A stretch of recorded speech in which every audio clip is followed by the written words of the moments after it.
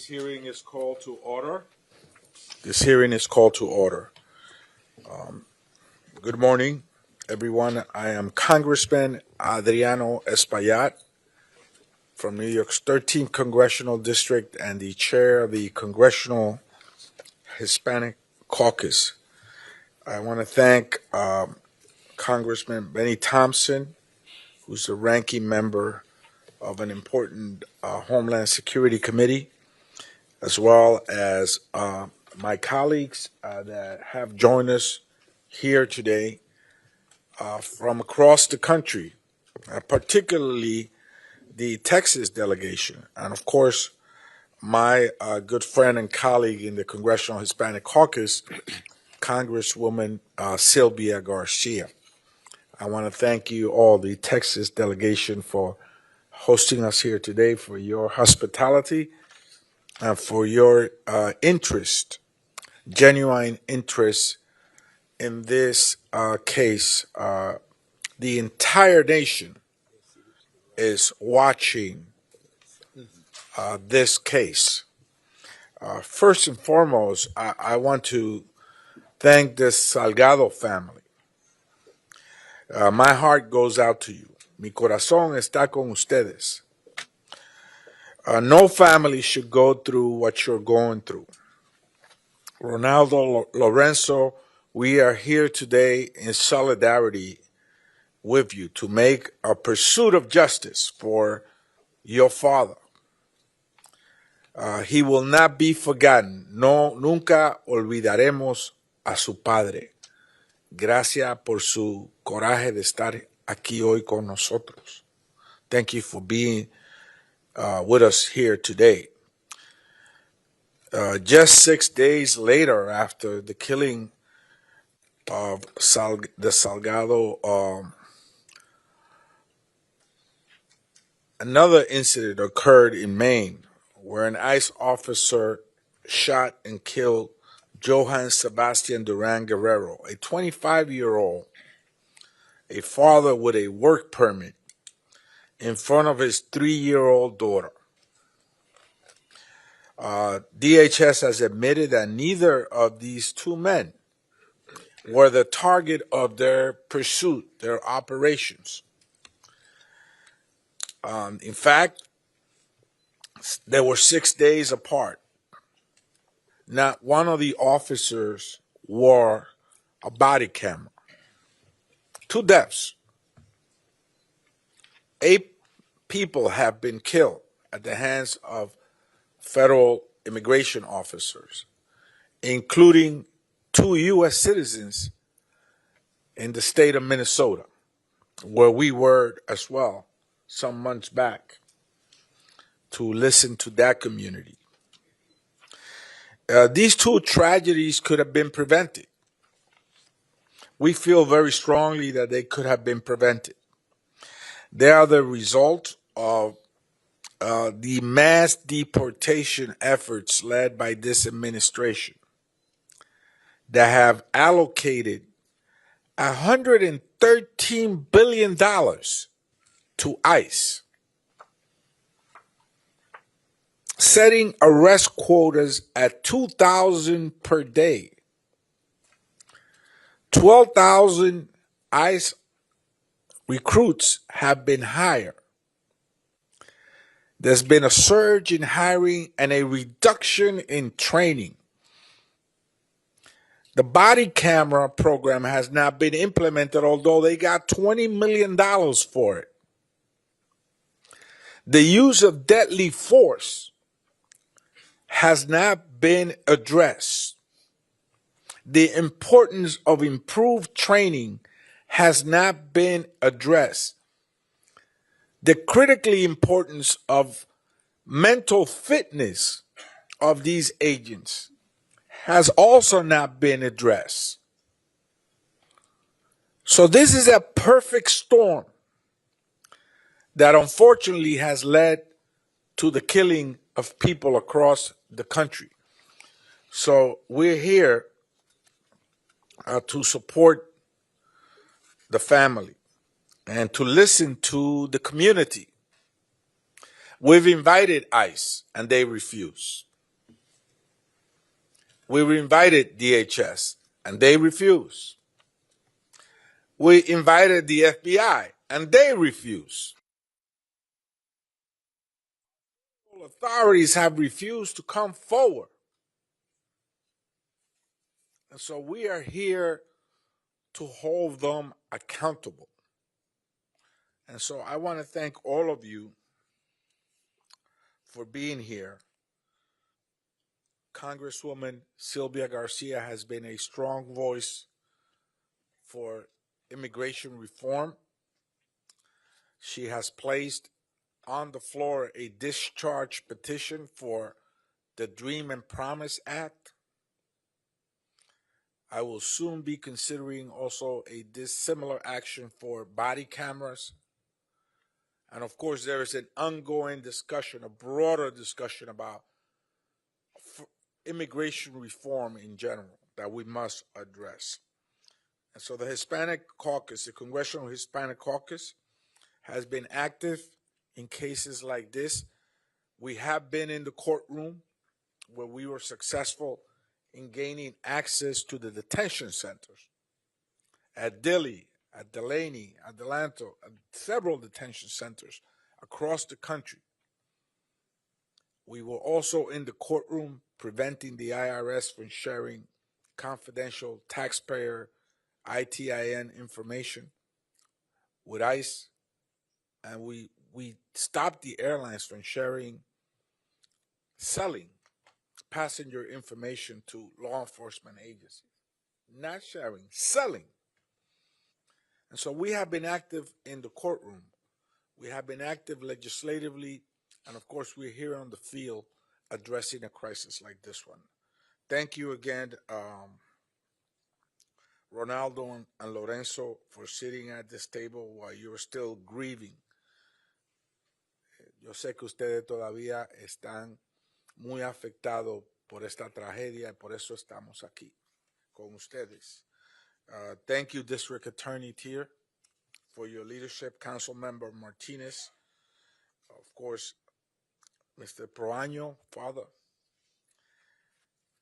also Father DeGeorge, and Ms. Cabrera. Thank you all for being here with us today as we begin this field hearing. And I yield back to our distinguished ranking member of Homeland Security, Congressmember Benny Thompson. Thank you, Chairman Espaillat and the Congressional Hispanic Caucus for helping me organize this important oversight forum today. Thank you also to Sylvia Garcia for hosting us here in Houston. Your leadership helps ensure that communities are heard by Congress and that the Trump administration and the Department of Homeland Security are held accountable. We are here today to address the tragic killing of Lorenzo Araujo, who was shot by ICE agents on July 7th, 2026. Over the years, the Committee on Homeland Security has conducted oversight on countless issues, but none have been more urgent than Americans and immigrants alike being locked up, assaulted, shot, and even killed by the Department of Homeland Security, including ICE and CBP. It pains me that the friends and family members of Lorenzo are not the only ones who have suffered this tragedy at the hands of DHS. Preceding Lorenzo's death, Ruben Ray Martinez, Miramar Martinez, Renee Good, and Alex Preddy were also shot in cold blood. Countless others have been beaten, harassed, and detained without cause. What we have seen time and time again following these deaths is a pattern of obfuscation and misinformation by DHS. The facts before us today in Lorenzo's killing follows this deeply disturbing pattern. Despite the lack of body-worn cameras footage, ICE rushed to claim self-defense, but that narrative has been contradicted by others in the van. We also know that these same witnesses have been detained by ICE and pressured to self-deport. That's the obstruction, and it's the incompatible with a creditable investigation. ICE also initially claimed that Lorenzo was a target of an immigration operation, but hours later conceded that he was not the person ICE intended to arrest. Harris County District Attorney Sean Trier, who is here with us today, says federal authorities have refused to cooperate with his office. ICE has cut off access to surveillance footage, vehicle logs, operation data, and even refused to turn over basic information on the incident. ICE cannot stonewall local law enforcement. We will not tolerate such secrecy when a community demands truth. Sadly, less than a week after Lorenzo's death, ICE fatally shot another man and a father to a 3-year-old child from Maine. The victim of this shooting was also not the intended target. Again, there was no body-worn camera footage. And again, DHS claimed that the shooting victim had endangered public safety. In other words, ICE followed its usual playbook in the wake of a shooting by one of its officers. The lack of body-worn cameras footage is unacceptable and has been a hallmark of these operations. DHS blames the lack of cameras on government shutdowns, but even months after DHS pledged to rapidly deploy the technology, they are still not in use. And to no one's surprise, the Trump administration has no interest in reforms that will save lives. In response to these two most recent killings, ICE quietly instructed officers to cease most of the vehicle stops, a tactic admission that the tactic had been out of control. Yet, within a day, President Trump publicly reversed the pause in a social media post ordering that traffic stops continue.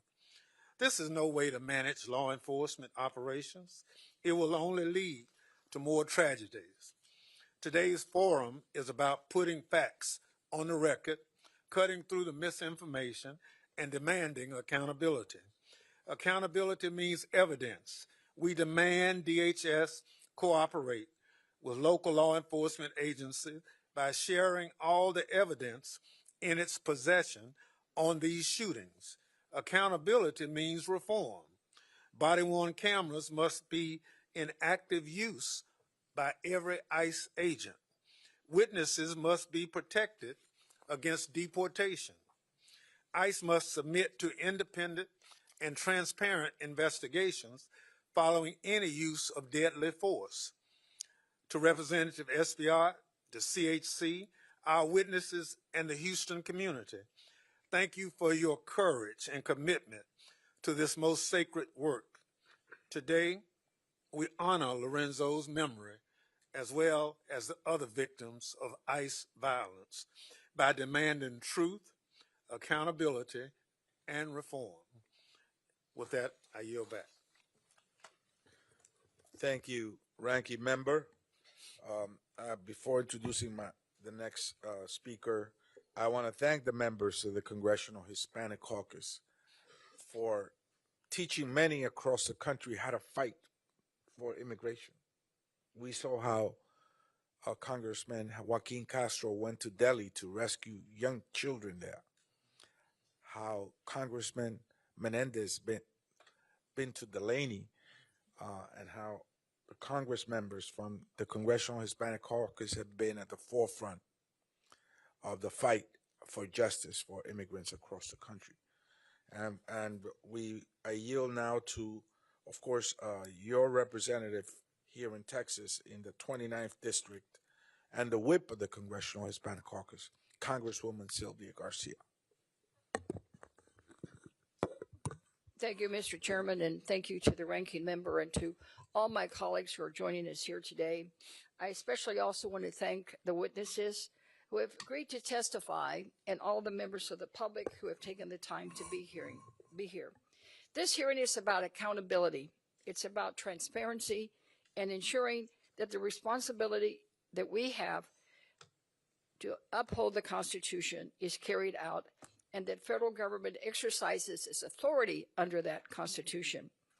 It is my honor to represent the 29th Congressional District in Washington. The communities I represent have contributed to the strength and success of not only our city, but in fact, our country.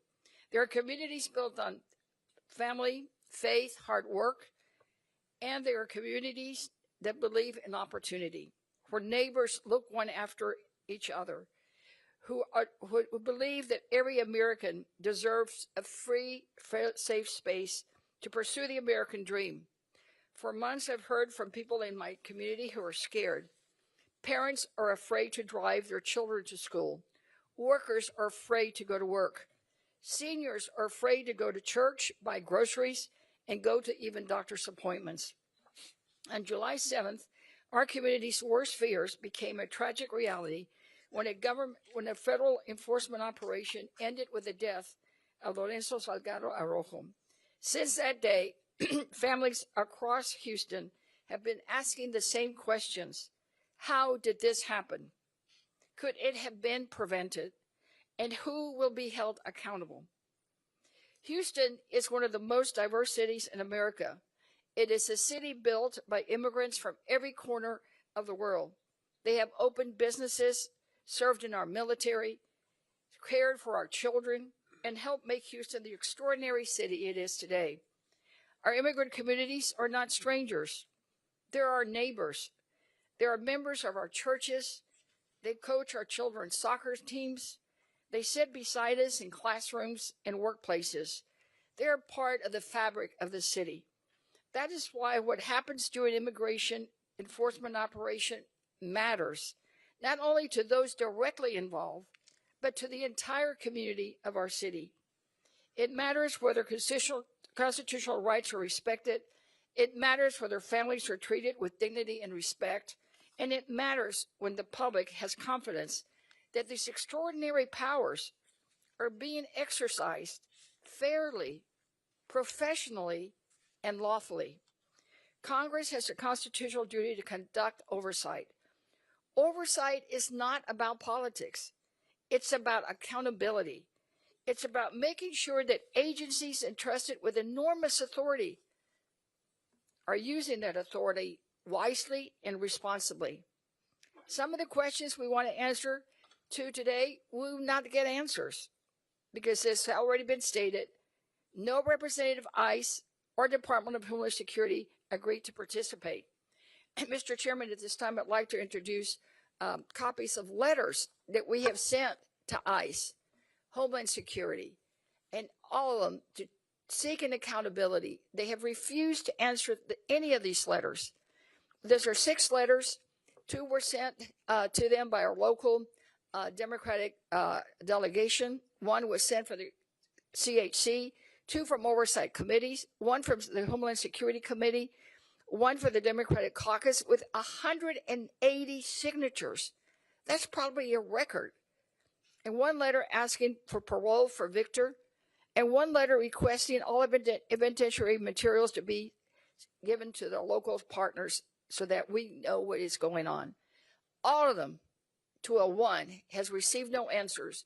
And I have been told by the Director of Homeland Security that they don't intend to give us any answers until their investigation is complete. So that's why hearings like these matter, so that we can get some answers. And I also want to introduce a second letter from the Relaciones Exteriores de Mexico, where in their letter to me, they say that the government of Mexico wishes to convey its concern regarding recent incidents involving the use of force and the conditions faced by Mexican nationals in the context of immigration enforcement detention. So it's not just here in Houston, it's across the country and globally that people are concerned about the actions of ICE. So I want to assure everyone in Houston and Magnolia and the East End that this does not end today.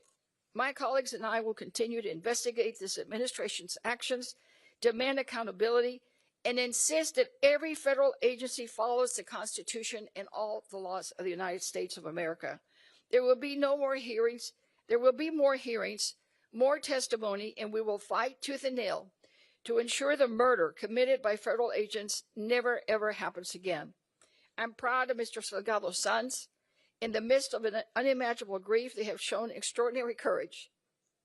They have become powerful advocates, not only for their father, but for every family that wants answers and accountability. We are stronger than fear. We are stronger than intimidation. We will keep fighting until justice is done. Thank you. Thank you. The presentation of those documents are duly noted. Again, the Hispanic Caucus will not let go of this. We want a full independent investigation. We want DHS to cooperate with the Harris County District Attorney and the Texas Rangers instead of stonewalling them. We want every piece of evidence preserved, released to the public, and we want the 3 witnesses still in federal custody, protected and not deported, where they cannot testify. With that, we welcome and we extend our condolences to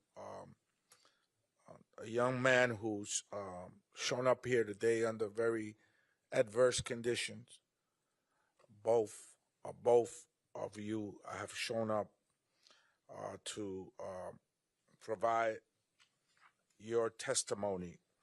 So please, we welcome, of course, Ronaldo Salgado Araujo.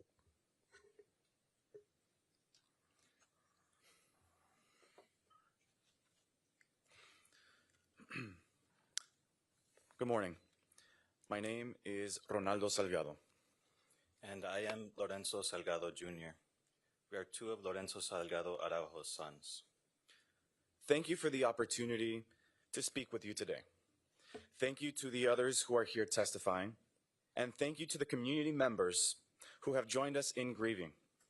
Whether you knew our father or saw yourself and your loved ones in him, your support has carried us through the hardest 2 weeks of our lives. Our father was a humble, hard-working family man. He didn't need anybody to know his name. He worked hard to protect and provide for our family, to put me and my siblings through college. He taught us that good things come to those that work hard. Our father was also a man of many routines. His last day started like so many days during his 35 years in this country, a country that he loved. He and my mom woke up before the sun. She cooked him a big meal to carry him through the day. He said goodbye to her and to our dog, said a prayer inside his van, and was out the driveway before 6 a.m. to pick up his construction crew. Men he'd worked alongside for years, family men who took great pride in their craft to provide for their own families. One of these men was our dear uncle, Victor Hugo. At about 7 a.m., our mom called to tell us our dad was in trouble. We suspected it involved ICE. As a family, we talked more than once about what would happen if our dad encountered ICE officers. We dreaded the call, but we were prepared. We believed there would be a process and that no matter what happened, there would be a way for our dad to come home. I drove an hour to his work site, but no luck. But then I learned on Facebook about ICE activity near Canal and Wayside. I never imagined it was him. When I got to the intersection of Canal and Wayside, I found his van, but I didn't find him. I stayed for hours asking anyone, law enforcement, neighbors. I even asked a homeowner if I could climb on her roof to see if I can see something.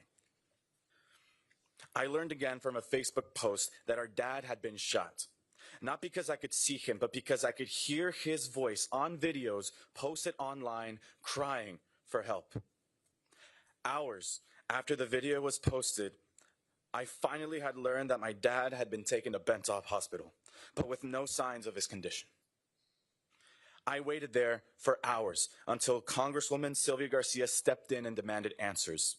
Finally, it was confirmed. My dad, Lorenzo Salgado Araujo, age 52, had died from his injuries.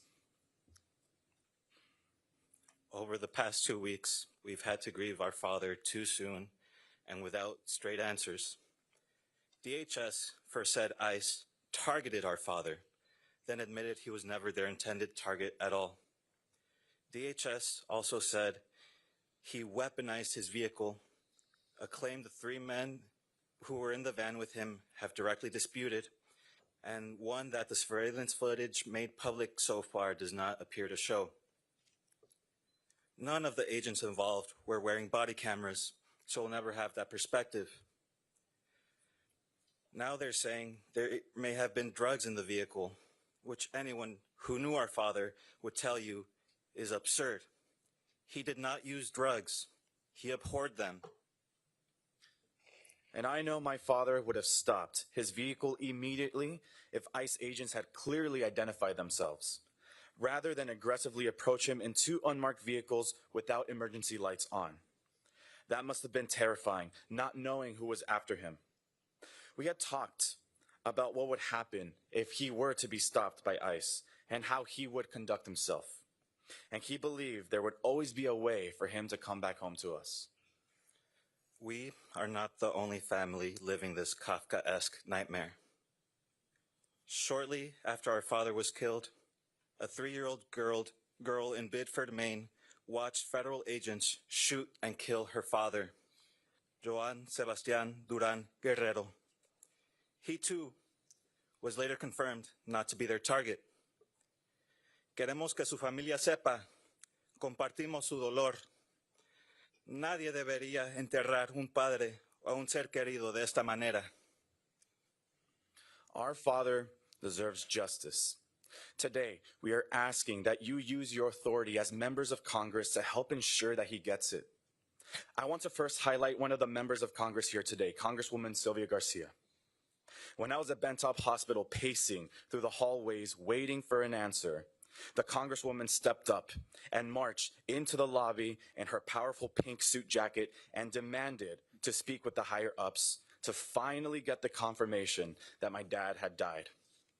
I do not want any of you elected officials to have to go through what the Congresswoman did that day. How many more of our dads have to die? How many more children have to wait hopelessly for answers? How many more wives will have to suffer the loss of their life partner? I urge all of you, esteemed members of Congress, and your colleagues to take action. And this is not a partisan issue. This is an issue of right and wrong. And we believe that there are many wrongs in what happened on July 7th, the day our dad died. All elected members of government have a duty to ensure the safety and well-being of their constituents. Every single member of Congress have immigrants living in your states, in your districts, in your neighborhoods. What is being done to make sure that they can live without fear? To make sure that they won't be next? It is our hope that we're not asking for too much. All we're asking is the following. First, there must be a thorough, truly independent investigation, not one where the agency under investigation also controls the evidence and is able to unilaterally clear its own personnel of any wrongdoing. Congress should insist that federal, state, and local investigations all move forward with full federal cooperation and should demand answers on a public timeline. Second, every piece of evidence must be preserved and shared, including recorded radio traffic, agency communications, and any video or audio footage that exists, even though no agent wore a body camera that morning. We have sent our own letters demanding the preservation of evidence, and we ask that you do the same. Third, the 3 members of our dad's work crew who were in that van, Daniel Tirado Pantoja, José Trinidad Rojas Pliego, and our uncle Victor Hugo Salgado are essential witnesses to what happened to our father. They must be able to tell their stories in full without fear of being deported. They should be released from detention immediately so they can be with their families, speak with investigators, and grieve with us. Removal of these individuals and a failure to assure them of their safety would amount to nothing less than a cover-up. Finally, while we are grateful that you convened this hearing today, please don't let it be the only thing that you do for our father. Use all the tools that you have to request records, demand follow-up, hold other hearings, and enact laws, not only to help us learn the truth about what happened to our father, but to make sure this never happens again. On behalf of our family, thank you for hearing us today and for the chance to make sure our father's name is remembered for who he was. Not as a headline, but as a husband, a father, a brother, a job creator, a man who believed good things come to those who work hard and who work tirelessly to give his sons more than he had. I have a message for all of y'all out in the streets, protesting and peacefully marching. Thank you. We have some requests for y'all. First, be loud in calling for justice for our dad, Lorenzo Salgado, justicia para Joan y justicia para todos. Second, stay hydrated. Third, and most importantly, make sure that you do everything in your power to get home to your families at the end of the day. We thank you for meeting this moment with the integrity, the respect, the attention it deserves.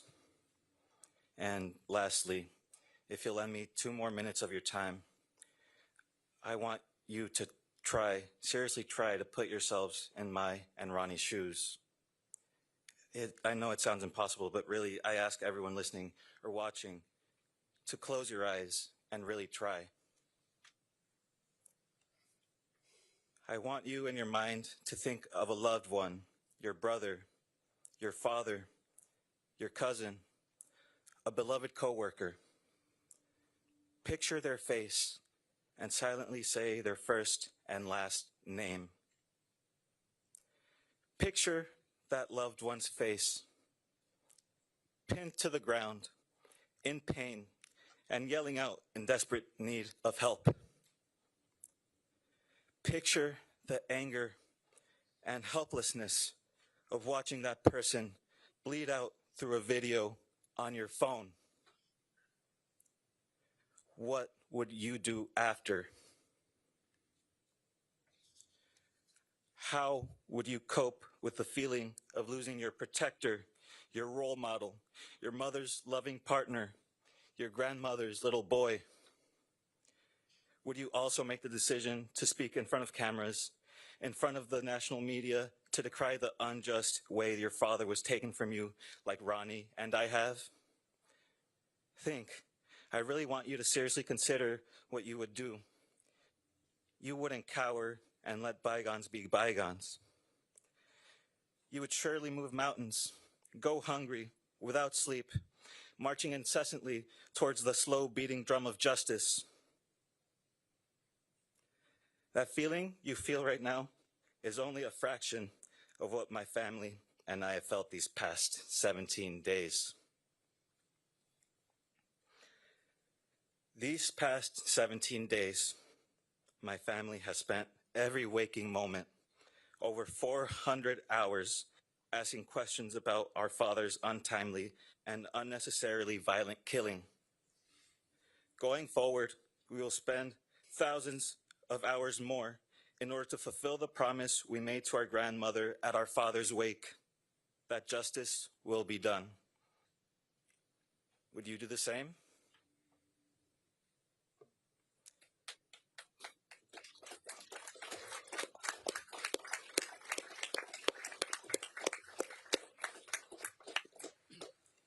We thank you for your efforts to make sure Lorenzo Salgado Araujo gets the justice he deserves. Thank you. We thank you both for your testimony, and I can assure you that I can speak for the committee. of Homeland Security, our ranking member and the chair of the Hispanic Caucus, and all of us here, and the 180 who signed that letter, that we are with you, we hear you, and we too will not stop until justice is done. So you tell your abuelita that, okay? So next we have our witness, Sean Tier, who is our Harris County District Attorney. Sean was elected in 2024. Before taking office, he spent more than 11 years as a prosecutor in the Harris County District Attorney's Office, including 6 years as chief of the Vehicular Crimes Division. As DA, he has emphasized balancing public safety with fairness, supporting crime victims, and ensuring accountability within the criminal justice system. DA Tier is a fierce ally in the fight for justice, and we thank you for being here today, and you can begin your testimony. You have 5 minutes. Chairman Esbiat, Ranking Member Thompson, Representative Garcia, thank you for the opportunity to testify today. And thank you for bringing the vital oversight work of Congress right here to Houston. My name is Sean Tier. In 2024, I was elected by the people of Harris County to serve as district attorney. I'm the chief law enforcement officer for the third largest county in the United States, a county I'm proud to call home, defined by its diversity, resilience, grit, and courage in the face of any challenge. Today, our whole community is hurting. We're hurting because on July 7th, Lorenzo Salgado, by all accounts, a committed husband, father, and true Houstonian for more than 3 decades, was killed on his way to his construction job during an encounter with federal immigration officers. As someone who spent my career fighting for justice, I know there must be a transparent, independent investigation into what happened that day. That means we pursue the truth with courage, free of bias, free of prejudice, without the outcome already decided. We must look at every piece of evidence, talk to every witness, collect and examine every video. We must follow the evidence wherever it may lead. While I'm here today to answer questions, I will not be releasing details about the investigation to protect the integrity of our case. Make no mistake, I want to be as transparent with the public as possible, but my first and non-negotiable duty is to protect this case. On July 8th, I ordered the prosecutors and investigators in our Civil Rights Division to open an investigation into what happened to Lorenzo. Since then, for the last 14 plus days, this team has spent every single day in the East End collecting evidence and interviewing witnesses. Understand that this parallel independent investigation by the Harris County DA's office is not unique. It's been the standard practice for decades. When a civilian is killed by an on-duty member of law enforcement, we investigate. In fact, law enforcement routinely invites the DA's office to the scene so we can immediately begin our own independent investigation. We owe it to the officers who put their lives on the line to protect our community. We owe it to the grieving families deserving of a thorough by-the-book review. When misuse of authority is uncovered, we will pursue that accountability through the law. What was unique on July 7th was that an invitation to the scene never occurred. I want to be clear, that was not okay.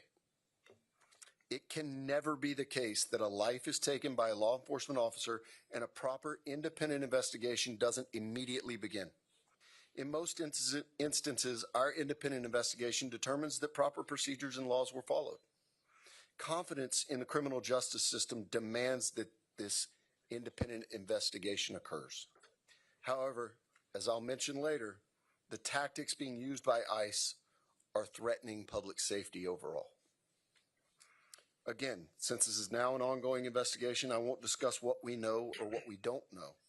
I can't provide information about potential charges or potential targets, and I'm not going to speculate on a timeline for our investigation. Doing so is premature and would jeopardize the integrity of the entire investigation. But here's what I can say. First, this investigation is moving rapidly. We don't have all the pieces, but we are making significant progress. Thanks to the public, we've received information that's helping to shape this investigation. which is also partly why I'm here today. I continue to urge anyone, particularly witnesses and neighbors from the East End, to come forward if you haven't already. You can trust my team. Our only goal is to get to the truth. Second, local law enforcement partners are now working with us to share information to support our investigation. We've collaborated with the Houston office of the FBI, the Houston Police Department, Harris County Constable Precinct 6, and Houston Metro. And I especially appreciate the support of the Department of Public Safety, Texas Rangers, who are working alongside our team of prosecutors and investigators to ensure a thorough investigation. Before I close, I need to take a moment to share with you serious concerns I have about the immigration enforcement tactics we've seen deployed around the country and the effect they're having on law enforcement overall. Those of us in law enforcement don't take issue with deporting violent felons. However, here in Harris County, there are crimes and cases my office has not been able to prosecute because witnesses are scared of immigration consequences. They refuse to come forward or testify for fear of being deported. Unauthorized individuals are especially vulnerable. We know fewer domestic violence cases are being reported because victims are too afraid to cooperate with local law enforcement. Last year, a material witness in a pending murder case was literally on a plane to El Salvador when we were able to intervene. And this witness had a pending U visa at the time. And before you ask, I can't elaborate on that one either because it is still a pending case. Our job is to ensure crucial witnesses must remain here so that we can pursue justice. And in this investigation, witnesses must feel safe to come forward with information about the events of July 7th. They can't fear immigration consequences. What's happening isn't helping public safety. It's certainly not justice, and it's un-American. Again, I want to thank you for the opportunity to testify today and your work to help us restore the trust between law enforcement and the communities we serve. And I know at the end I'll be happy to answer any questions I can. Thank you all.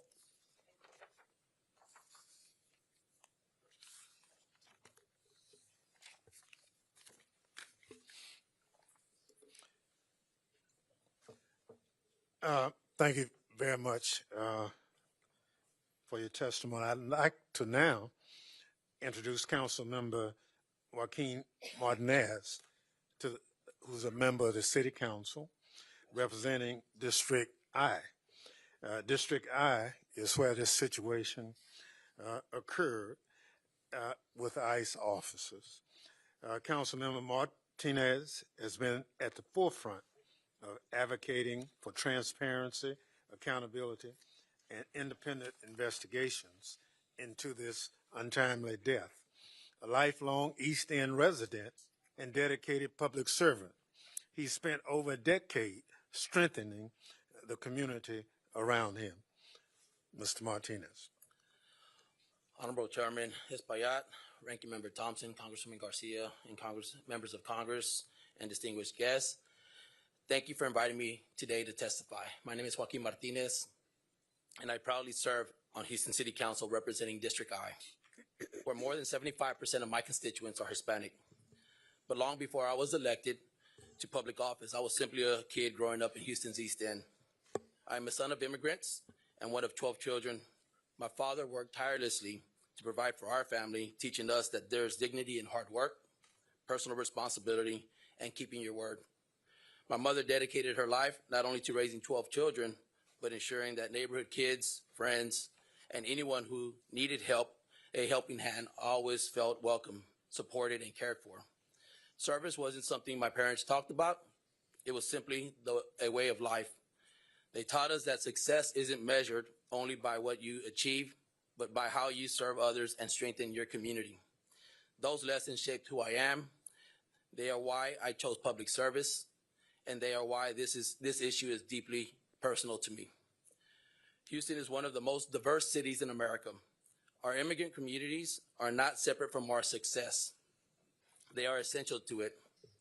They power our economy, raise families, build businesses, and strengthen our neighborhoods every single day. That is why the death of Lorenzo Salgado Arrojo has shaken our city so deeply. Lorenzo was not a political talking point. He was a husband, a father, a son, a neighbor, a working man who should have returned home to his family. Instead, his loved ones received the worst news imaginable. No matter where someone stands on immigration policy, every American should agree on this. When the government takes a life, it has an obligation to explain why. That obligation has not been met yet. Since his death, I have walked the neighborhood where this tragedy occurred alongside my team, connecting with residents with mental health resources, speaking directly with families. I heard from citizens, lawful permanent residents, mixed status families, and longtime Houstonians alike.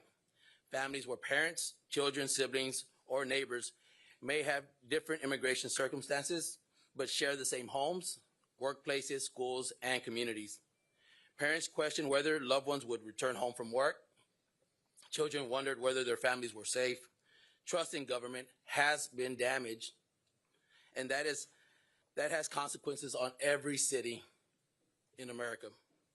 When people are afraid to report crimes, seek services, cooperate with public institutions, entire communities become less safe. This tragedy is bigger than one incident. It has exposed the human cost of a broken immigration system and reminded us that the consequences of federal policies are felt first in our cities and our neighborhoods. Across political spectrum, elected officials and community leaders have raised legitimate concerns about the use of unmarked vehicles, masked agents, and enforcement tactics that create fear and confusion in the communities that we serve. These concerns are not limited to one political party. They reflect a broader recognition that government operations must be carried out in a manner that is transparent, professional, and consistent with the values of a nation built on the rule of law. As a local leader, I will continue to use my voice to support the community and the family, provide resources, and advocate for accountability. But solutions required to address these challenges cannot be achieved solely at the city level. The work must happen here in Congress. It must happen in our state capitals, and it is time for elected leaders at every level of government to confront the realities that our immigration system is broken. We cannot fix a broken federal immigration system from City Hall. That responsibility belongs to Congress. This is not a Republican problem or a Democrat problem. It's an American problem that Congress, under administrations majorities from both parties, has failed to solve for decades. Congress must conduct meaningful oversight of this incident, demand transparency and accountability, examine enforcement practices, and finally deliver comprehensive immigration reform that protects public safety, respects the rule of law, safeguards our constitutional rights, and reflects the dignity of every person. No family should lose a loved one because of preventable failures. No community should be left without answers, and no city should be continue carrying the consequences of Washington's inability to act. The Salgado family deserves justice, the people of Houston deserve accountability, and the American people deserve an immigration system that is effective, transparent, humane, and worthy of the public's trust. I want to thank you all for the opportunity to testify today. Thank you very much. Thank you very much for your testimony. I now recognize Mr. Juan Perono. Excuse me if I don't quite get it right. He's the Chief Executive Officer of the League of United Latin American Citizens, commonly called LULAC, the nation's oldest and largest civil rights organization. As CEO of LULAC, he leads the organization's national advocacy efforts on civil rights, education, economic opportunity, and immigration. And we are happy to have his voice before this committee, obviously for such a time as this.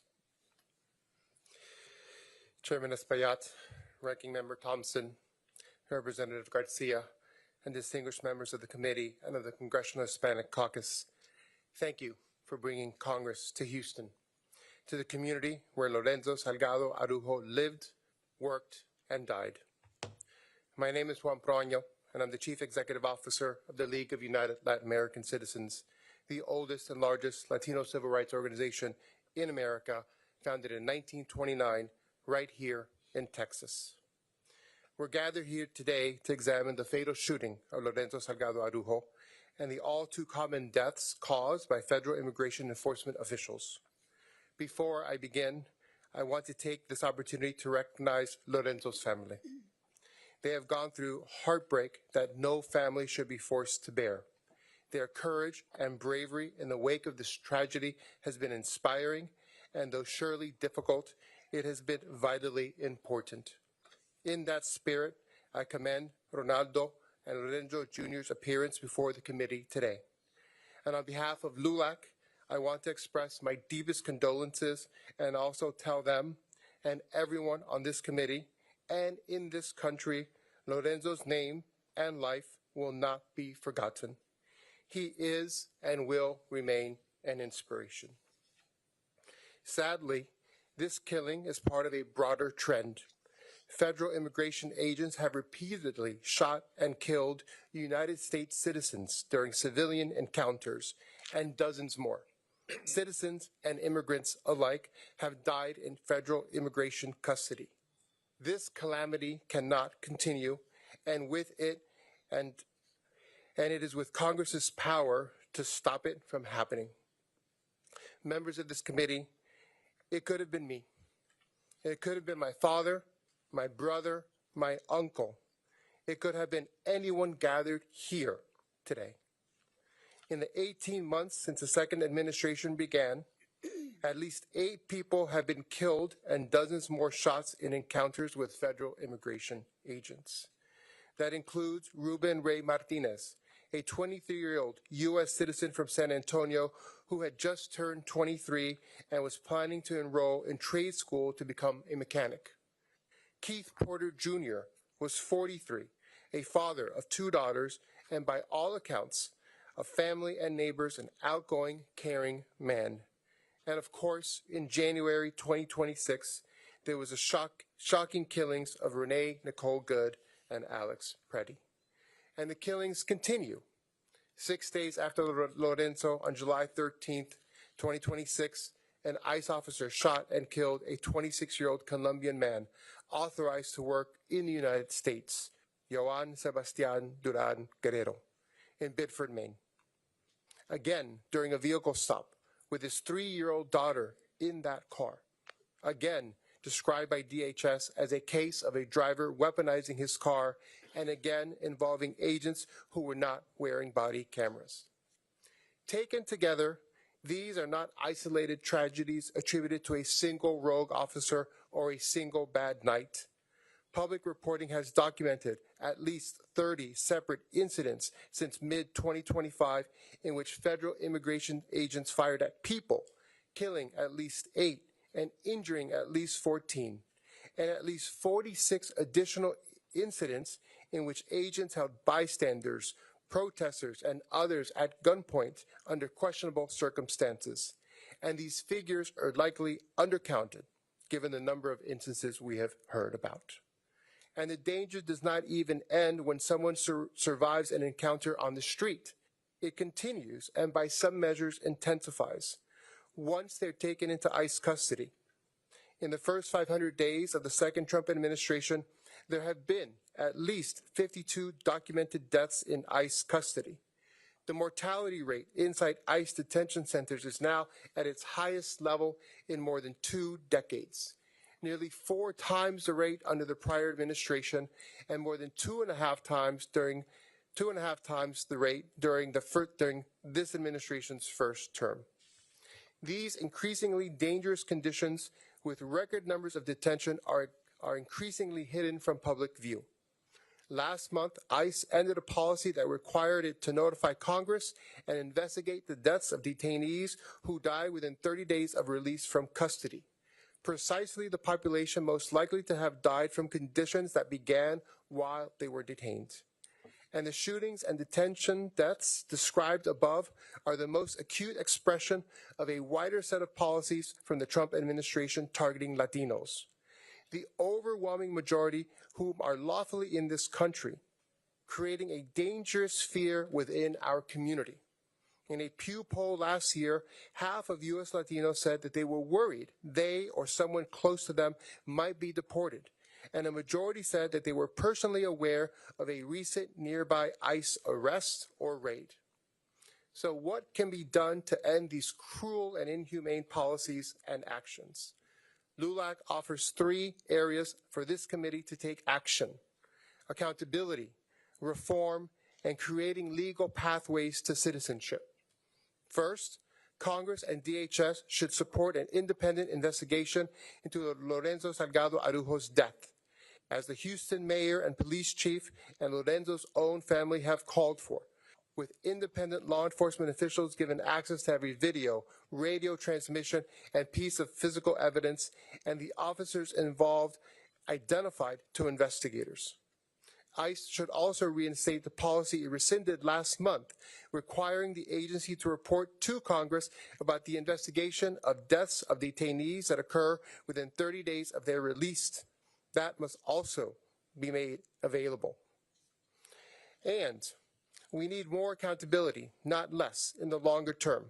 Congress should establish an independent use of force review board from the Department of Homeland Security, empowered to refer cases for prosecution so that no federal officer stands above the law that he enforces. Second, the time has come. Congress must reform ICE, the way that nation has reformed every institution that has lost the public's trust. The Secretary of Homeland Security can act by directive right now, prohibiting agents from firing weapons at moving vehicles. This tactic has led to numerous tragic deaths, and it is one that American civilian policing has largely abandoned. Requiring body-worn cameras on every officer in every operation, closing the gap left to investigators without footage in the Salgado, Arujo, Duran, Guerrero, and Porter shootings, and in ending the practice of masked, unidentifiable agents operating in American neighborhoods. But we have seen no indication that the Trump administration has any desire to take any meaningful action. Therefore, Congress should write binding use of force standards into statute, requiring rigorous training and full background checks for every agent, including the thousands hired amid this administration's rapid hiring surge, and eliminate arrest quotas that reward volume of arrests over judgment in the field. Finally, it is time for both parties to come together to legislate enduring legal pathways to citizenship. LULAC believes in the rule of law. We agree that America must have a secure and orderly border that responsibly and humanely manages unlawful entry. But a policy of enforcement alone has failed for 40 years under administrations of both parties. A man like Lorenzo Salgado Arujo, who had for 35 years worked, paid taxes, and created jobs in this state, in Texas, with a pending permit application, should have had a line to stand in. So Congress must build one. Earned legalization for long-term residents, dreamers, farm workers, and essential workers paired with a modernized legal immigration system that matches the American economy Latino workers and business owners already anchor. In fact, this has been done before with support from both parties. We call on this Congress to build a bipartisan framework, border security, ICE reform, and earned legal pathways in one durable package so that this issue is finally solved rather than perpetually exploited. Together, we must take on this vital and necessary work in honor of Lorenzo, Ruben, Keith, Renee, Alex, Johan, and the countless others who should be alive today. Each of these individuals built something, a business, a career, caring for veterans, a family, a future that contributed to their communities and to our country. We must act now so that no one else's life is put in danger because of the way they look, and no other family has to mourn the needless death of a loved one. It is within our power to do so. Thank you.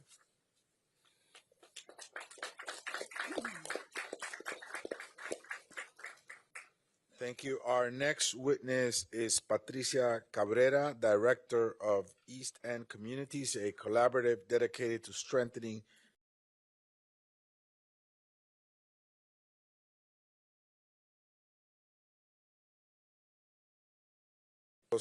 advance housing stability, public safety, health equity, and civic engagement. Ms. Cabrera joins us today to share the community's perspective on the impact of this tragedy and the importance of trust, accountability, and public safety. Ms. Cabrera. Good afternoon, members of the caucus and committee. My name is Patricia Cabrera. I've worked in Houston's East End for many years, but for the past 7 years, I've been centered in the beautiful and historic neighborhood of Magnolia Park. To understand the depth of the trauma our community experienced with the death of Mr. Lorenzo Salgado Araujo, you must first understand Magnolia Park. Magnolia Park is home to nearly 15,000 residents. 89% are Hispanic, mostly of Mexican origin, and 44% are foreign-born. Local research tells us 1 in 4 residents is undocumented or lives in a mixed-status household. It's easy to understand, then, why newly arrived immigrants find safety, belonging, and opportunity in this barrio. Here you can buy groceries and order your pan dulce in Spanish, attend church, seek assistance through trusted community organizations, learn English if needed, and find enriching opportunities for your children. If you choose to work, English is not always required. There has always been work, and there will always be opportunity. Mr. Salgado Araujo's story felt painfully familiar to me. Just recently, I translated for a family working with volunteer attorneys who were preparing powers of attorney for parents at risk of deportation. Like Mr. Salgado Araujo, they had lived in this country for nearly 30 years. Their 6 children are U.S. citizens. They own a home, operate a small business, employ others, and have built their lives here. Their oldest son, only 24 years old, was given power of attorney to become head of the household in the event both parents were taken away. Then I heard of another family with a nearly identical story, but this father has already been detained by ICE. His company vehicles have been confiscated, and his family has already paid $45,000 to an attorney who is requesting another $50,000. These stories made me wonder, what was happening 30 years ago that brought these young men to the United States? I learned that Mexico is experiencing a devastating economic crisis as the peso lost much of its value. At the same time, the American economy was growing rapidly and desperately needed workers. They came seeking opportunity, and this country benefited from their labor. For 3 decades, these men and women helped build our homes, roads, businesses, and neighborhoods. More importantly, they invested in the future of this country by teaching their children the value of hard work, education, and service. Many were the parents of the dreamers, whose potential was ultimately recognized through bipartisan efforts that allowed them to pursue higher education and careers. Today, many of these children are professionals, business owners, public servants, and taxpayers contributing to the United States. These families are not criminals. They represent the very qualities any nation should value: resilience, sacrifice, commitment to family, and belief in a better future. They chose to build that future here. So I find myself asking, who would come to Magnolia Park to hunt for dangerous criminals? Even our local police department, who share monthly crime statistics with us, consistently tell us that crime in Magnolia Park continues to decline. And officers often point out that some more affluent neighborhoods experience higher crime rates than ours. In the past couple of years, I have attended many funerals in Magnolia Park. They always remind me of the extraordinary bonds that exist here. Multiple generations gather with neighbors, elected officials, civic leaders, and friends who return home to honor lives well lived. This is a community that celebrates together and grieves together. But this funeral was different. Its impact reached far beyond one neighborhood. People across Houston and across the country saw this loss as their own. We are not only mourning Lorenzo Salgado Araujo, a beloved father, a valued community member, and someone who is irreplaceable to his family. We are mourning something larger: the erosion of trust, dignity, and our shared humanity. Can people trust that those elected to serve them will value their lives? Must families live in fear of the very government meant to protect them? Our community feels anger, but before anger comes despair and helplessness. When we ask for answers and accountability, we are too often met with conjectural trade-offs. What is the price of a human life? And what is the cost of allowing more lives to remain at risk? Thank you for coming to Houston, to hear us, to see us, and to bear witness. We ask you to use your platform to demand meaningful oversight of DHS enforcement tactics and renewed attention to comprehensive immigration reform. Magnolia Park deserves answers. It deserves accountability. It deserves the right to live without fear.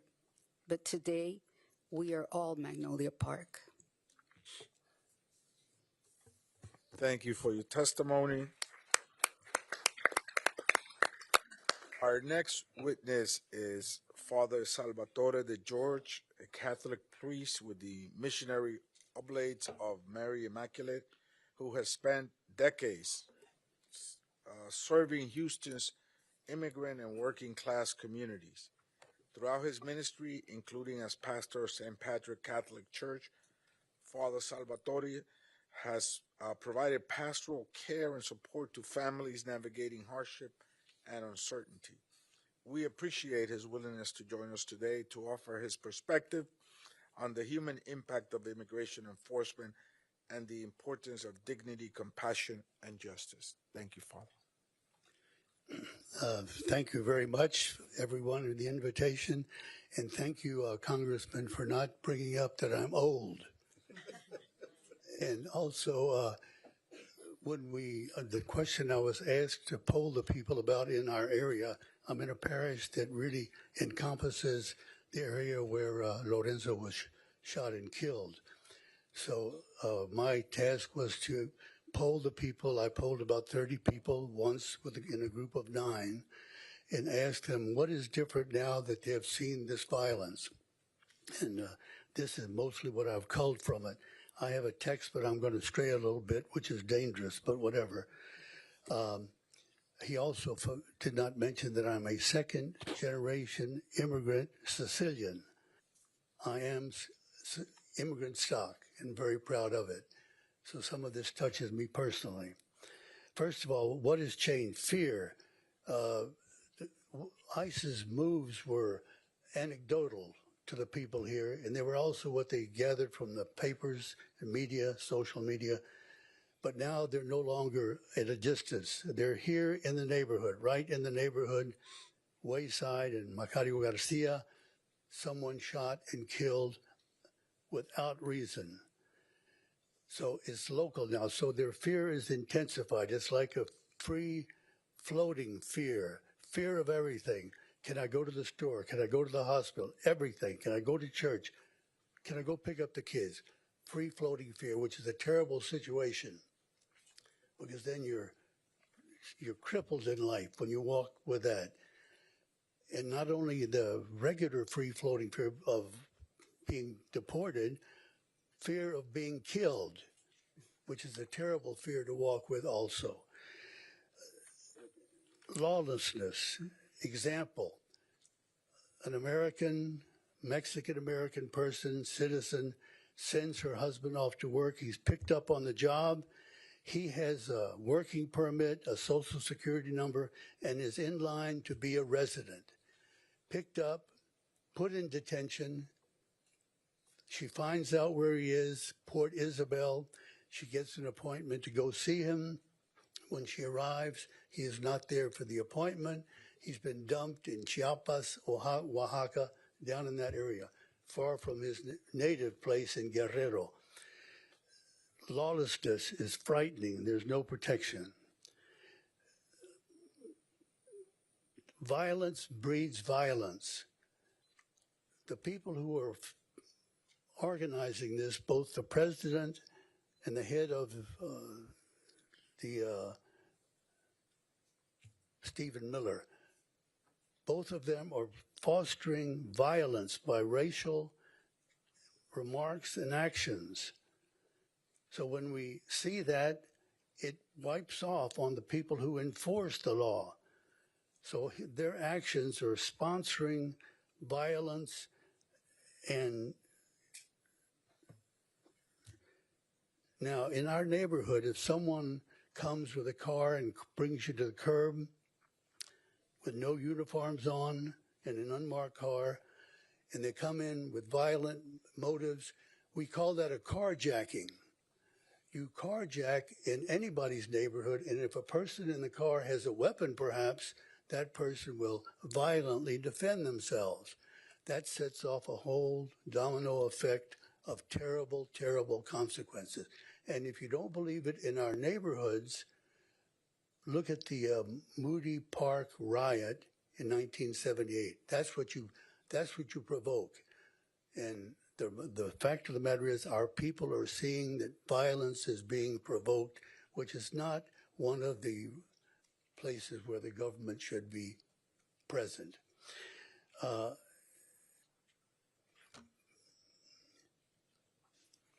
Point in question. The people in the parish, they feel like they're less than very often by what goes on. They've been told, if you do anything wrong, you will be hunted down. Let's talk about hunting an animal. Christy Noam in the airports until she was fired. So when we see that, we look at the aggression, fostering aggression, and it's a terrible situation. The legacy of the good man who was killed, his sons who spoke so valiantly and also spoke at the session with the union members, they must be full of terrible grief and rage at what happens. Well, what happens when we find ourselves in terrible grief and rage? We have to find a place to direct that. Your good Mexican-American children and grandchildren. You said your grandmother told you to do something. Isn't that right? Well, get it done. Your dad has left a legacy of a beautiful family and a legacy of homes built in Houston by him and his crew. That's a beautiful legacy. But there's another legacy that we, the groups I spoke with said, we want another legacy for them. And that legacy is the same legacy that was affected when Vanessa Guillen, by her family, who stuck with it, who turned the rage and the terrible, deep sense of loss and guilt, they turned that into what? They turned that into a dogged fight for justice.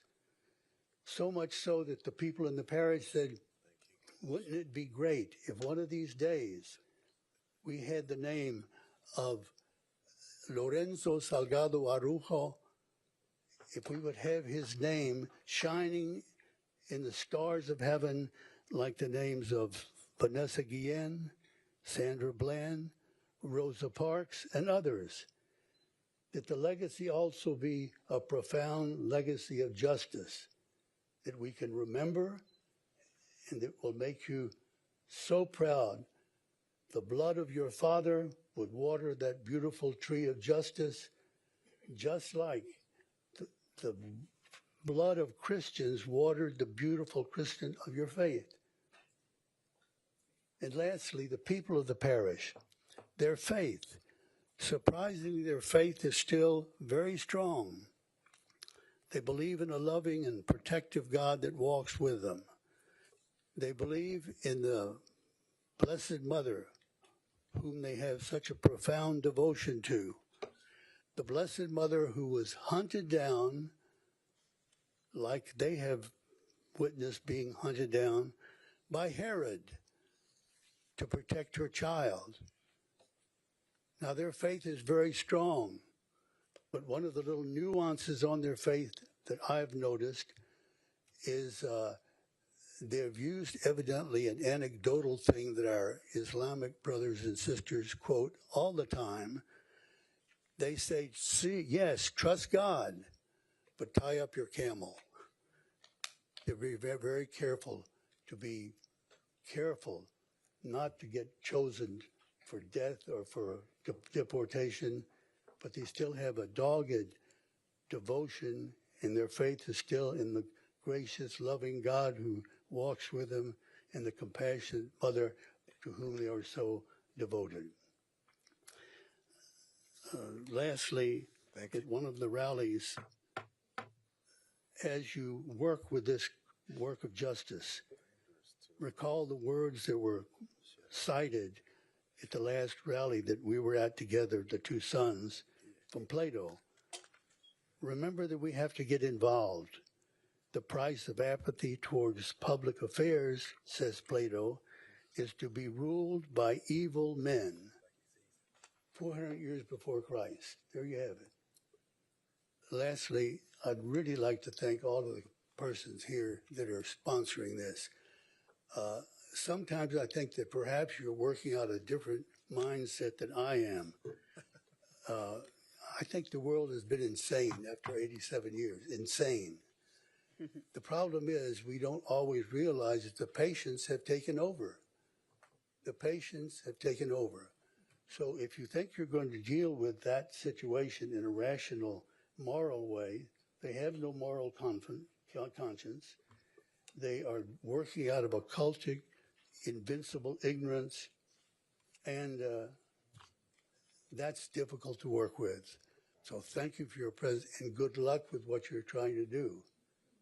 But if you get the wrong perspective on who you're working with, who knows what that's going to do. Pardon me, I've Thank gone you, over Father. time. Thank you so much. I would appeal to my colleagues, the nearly impossible task of trying to get back on time. And I guess it starts with me. My questions go to the district attorney of Harris County. I know that you have stated that there is an ongoing investigation, and as such, you're not privy to share with us certain information, but your office does review every death that occurs during an interaction with law enforcement in Harris County. In nearly many of these cases, you begin with film footage that may be available through either body cameras, surveillance cameras, or bystanders who record these interactions, which is captured under written activation policies held to retention schedules, which establish rules about when your prosecutors get access to it. In this case, you have none of that. The ICE officers were not equipped with the body cameras. The video does not exist. Surveillance footage and bystander recordings sit in federal custody, if there's any. So how does rebuilding this case differ, particularly and procedurally, from every other officer involved that your office has handled? And what steps will you take to complete this within to complete this and still move this case forward? What are the challenges given that reality? Well, Chairman, thank you. I will do my best to keep us on time as well. But we are, quite frankly, the experts in the state at collecting evidence, specifically surveillance and things like that. We have over 100 sworn police officers that work as investigators directly from my office. As I said in my testimony, from the morning after this shooting, we've been on the ground in the East End, in that intersection, down that street, and very far from that, trying to piece together exactly what happened that entire morning. So we have collected countless pieces of surveillance. We have talked to countless witnesses, and since the day after, we opened our own secure portal and pushed it out to the public as a whole. And it's one of the many, many reasons I love Houston and Harris County. The community has rallied around us. We've gotten so many tips, pieces of cell phone footage, all the other types of things that we would have normally been able to get that day. We've been able to recreate a significant portion of that as well. It's not the same. And one thing that I will point to is a 2018 federal shooting fatality here in Harris County. It was handled completely different than this one. It was an FBI agent who mistakenly shot a victim during a kidnapping recovery. The DA's office was on the scene. The DA's office from the very beginning was inside the rooms talking about evidence the way we do in all other shooting investigations. And we came to the end of that together with our law enforcement partners. This didn't happen that way at all. And it makes no sense. As we sit here today, Lorenzo's brother is having a hearing in detention about whether or not he gets to stay. He is, by all accounts, the most material witness in this shooting. And the fact that we're even going through the process to suggest he might not be here is it's unheard of. And they should not, those three men have committed no state crimes at all. They should not be in custody so that we don't have unfettered access to them, to be able to interview them, to be able to get exactly what happened while they sleep in their own beds, while they're with their families, and while they're not being treated the way they're being treated in Conroe. I apologize for the long answer, but I thought it was worth it. Thank you. In the interest of time, I yield to the ranking member, Benny Thompson. Thank you very much. Mr. DA, taking off from Mr. Espaillat's question, can you walk us through in concrete terms what your office has requested from DHS in the course of your investigation, and what has been provided and what has been withheld? So if we're going to go specifically to DHS, my office has reached out to DHS on a number of occasions after this shooting. And not only have we not been told no, we haven't gotten anything back. We haven't gotten a response to anything. So you've not gotten anything back? No, sir. Is this normal for an agency to act this way? It's unique in its abnormality. There has, in every agency in the 20 years that I've been in law enforcement, I've never seen behavior like this. The FBI, that had a very, very small scope in this investigation, had us to the FBI field office within days and let us know what they had. We weren't given immediate access, but they at least. And they have not. We haven't heard anything from them. All right. Lastly, bear with myself. So, with that being the case, to what extent can you provide an independent local investigation when the federal government controls access to the scene, the vehicle, the body, and the eyewitnesses? We're very good at what we do at the DA's office here with the help of the Texas Rangers and our local law enforcement. I feel very confident in our ability to conduct the investigation that we do in all of these cases to an extent, but we're going to need the help of bodies like this one to compel DHS to give us the evidence that they would give, that all other agencies would give us. So we're going to be able to be as transparent and get justice, but we're going to need help to do it. I yield back. Thank you, Ranking Member. And now we will hear from Congresswoman Sylvia Garcia.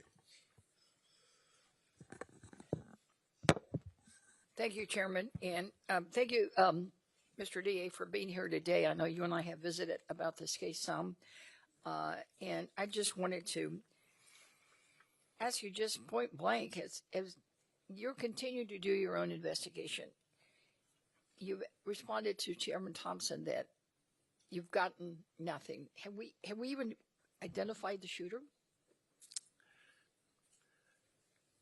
Congresswoman, I would love to sit here for as long as you guys have questions and answer specifics, but I can tell you definitively that DHS, OIG, and ICE have not divulged the shooter's identity to us. Okay. Do we know, is the shooter and the others involved in the incident, are they on administrative leave, or they're in suspension, or are they still working somewhere else? I can tell you that DHS, OIG, and ICE have not informed us of even whether or not they're still on the streets. So they haven't told us anything. We have been able to identify some pieces of evidence without the official notifications, but they haven't told us anything about that. So they secured the incident, secured the evidence, they secured the vehicle, and you've been given nothing. Through DHS, OIG, that's correct. We've been given nothing. Okay. So you and I are both lawyers. Is it common practice to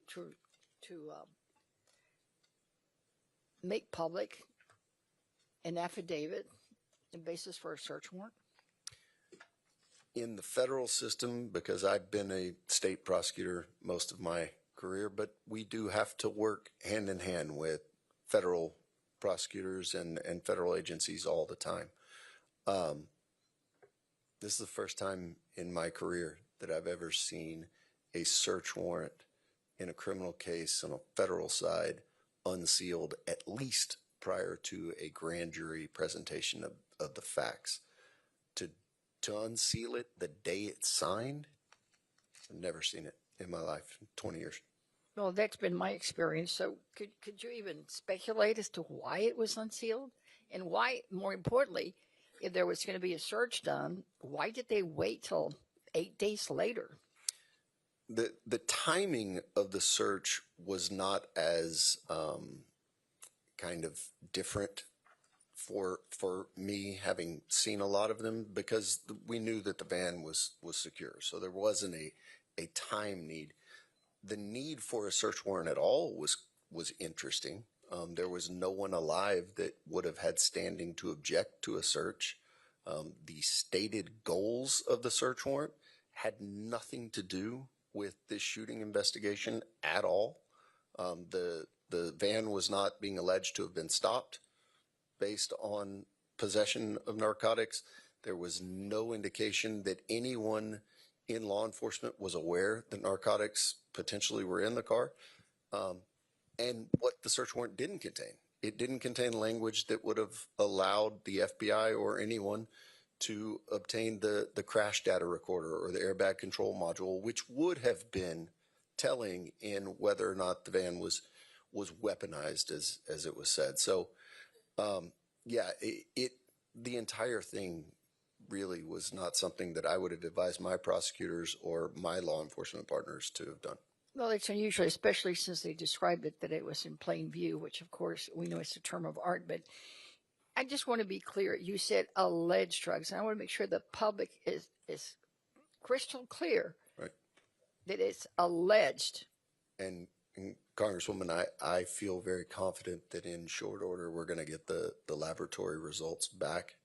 And I think it'll be confirmed what the family has said numerous times, because everything that we've discovered about the 4 men in that vehicle, it would be extraordinarily out of character for those to be illicit narcotics of any kind. Right, and the family has conflicted that and said that it's something that they use to hydrate. Yeah, when you're working outside in July in Texas, that's needed. Correct. Well, thank you again for all your work that you're doing. And Mr. Chairman, I have a question for Mr. Martinez, if you will indulge me. Just one quick question. Council member, you've been a lifelong resident of the East End. Following this tragic loss, how has it changed the neighborhood? Can you share just maybe one or two little anecdotes in the interest of time, just one or two? Yes. To just so that Congress members here can feel what it does to the heart of a community. Yes, Congresswoman, thank you for the question. Ultimately, it creates fear and distrust. Distrust in creating safe spaces where folks have lived there for generations. It's not making it easy for local law enforcement to provide the safety that we're tasked to do for our residents and citizens of Houston. Thank you. I yield to my colleague from Houston, Congressman Green, and also a member of the Homeland Security Committee. Thank you very much, and I thank the ranking member Thompson for being here today, and Congressman Espaillat. I am privileged to present a document that has been presented to me from the Honorable Johnny Mata, the President and CEO of the Greater Houston Coalition of Justice. It concerns questions that he has that we will insert into the record at an appropriate time. I am deeply saddened by what has happened, and I know why it happened. Mr. Lorenzo Salgado Araujo was a good man, a good family man, a good family Latino man in a white van. He was profiled, and as he was profiled, he was being hunted. Father, you're eminently correct. He was being hunted. He was the prey of the day. He was a part of a quota that had to be met. And as a part of the quota that had to be met, he finds himself in a position such that he is being chased through a Latino neighborhood. Unfortunately, this ended with an extrajudicial execution. He was not given a fair trial. There was no due process. It was an extrajudicial execution. It is a part of a bigger picture that we have failed to embrace properly. The President of the United States of America is engaged in ethnic cleansing. Latinos, wherever you are in the country now, you are considered not just undocumented, but unlawful. You are suspect. But it doesn't end with Latinos as illegals, as they're being called, and I hate that term. I regret it. I don't like using the word hate, but they're not illegals. But it doesn't end with them. It also applies to the Haitians. Haitians have been deported back to a country where gangs are in control. This is a part of the ethnic cleansing taking place in this country. And unfortunately, there is a cover-up. There's a cover-up. There is no reason for us to have waited as long as we have not to know what happened to Pretty or what happened to Good. Those cases should have been presented such that the public will have some sense of what happened. We saw it. We have the empirical evidence. I stand with this family. I stand against the cover-up. I stand against the ethnic cleansing. And I assure you that as a member of Congress who believes that the Constitution ought to be followed, I will bring impeachment. The time has come for the record to be made. We cannot allow this kind of behavior to go unchecked. And I want you to know, Mr. Johnny Mata, that what you have done to help with this cause is not going to go unnoticed. I see Ms. Morales here, Christina Morales, the representative. It will not go unnoticed. I saw Jean Wu, representative. It will not go unnoticed. And of course, the former Congresswoman is here, the daughter of Sheila Jackson Lee. It will not go unnoticed. And I close with these words. We have reached a point in our history where we either fight or we will find ourselves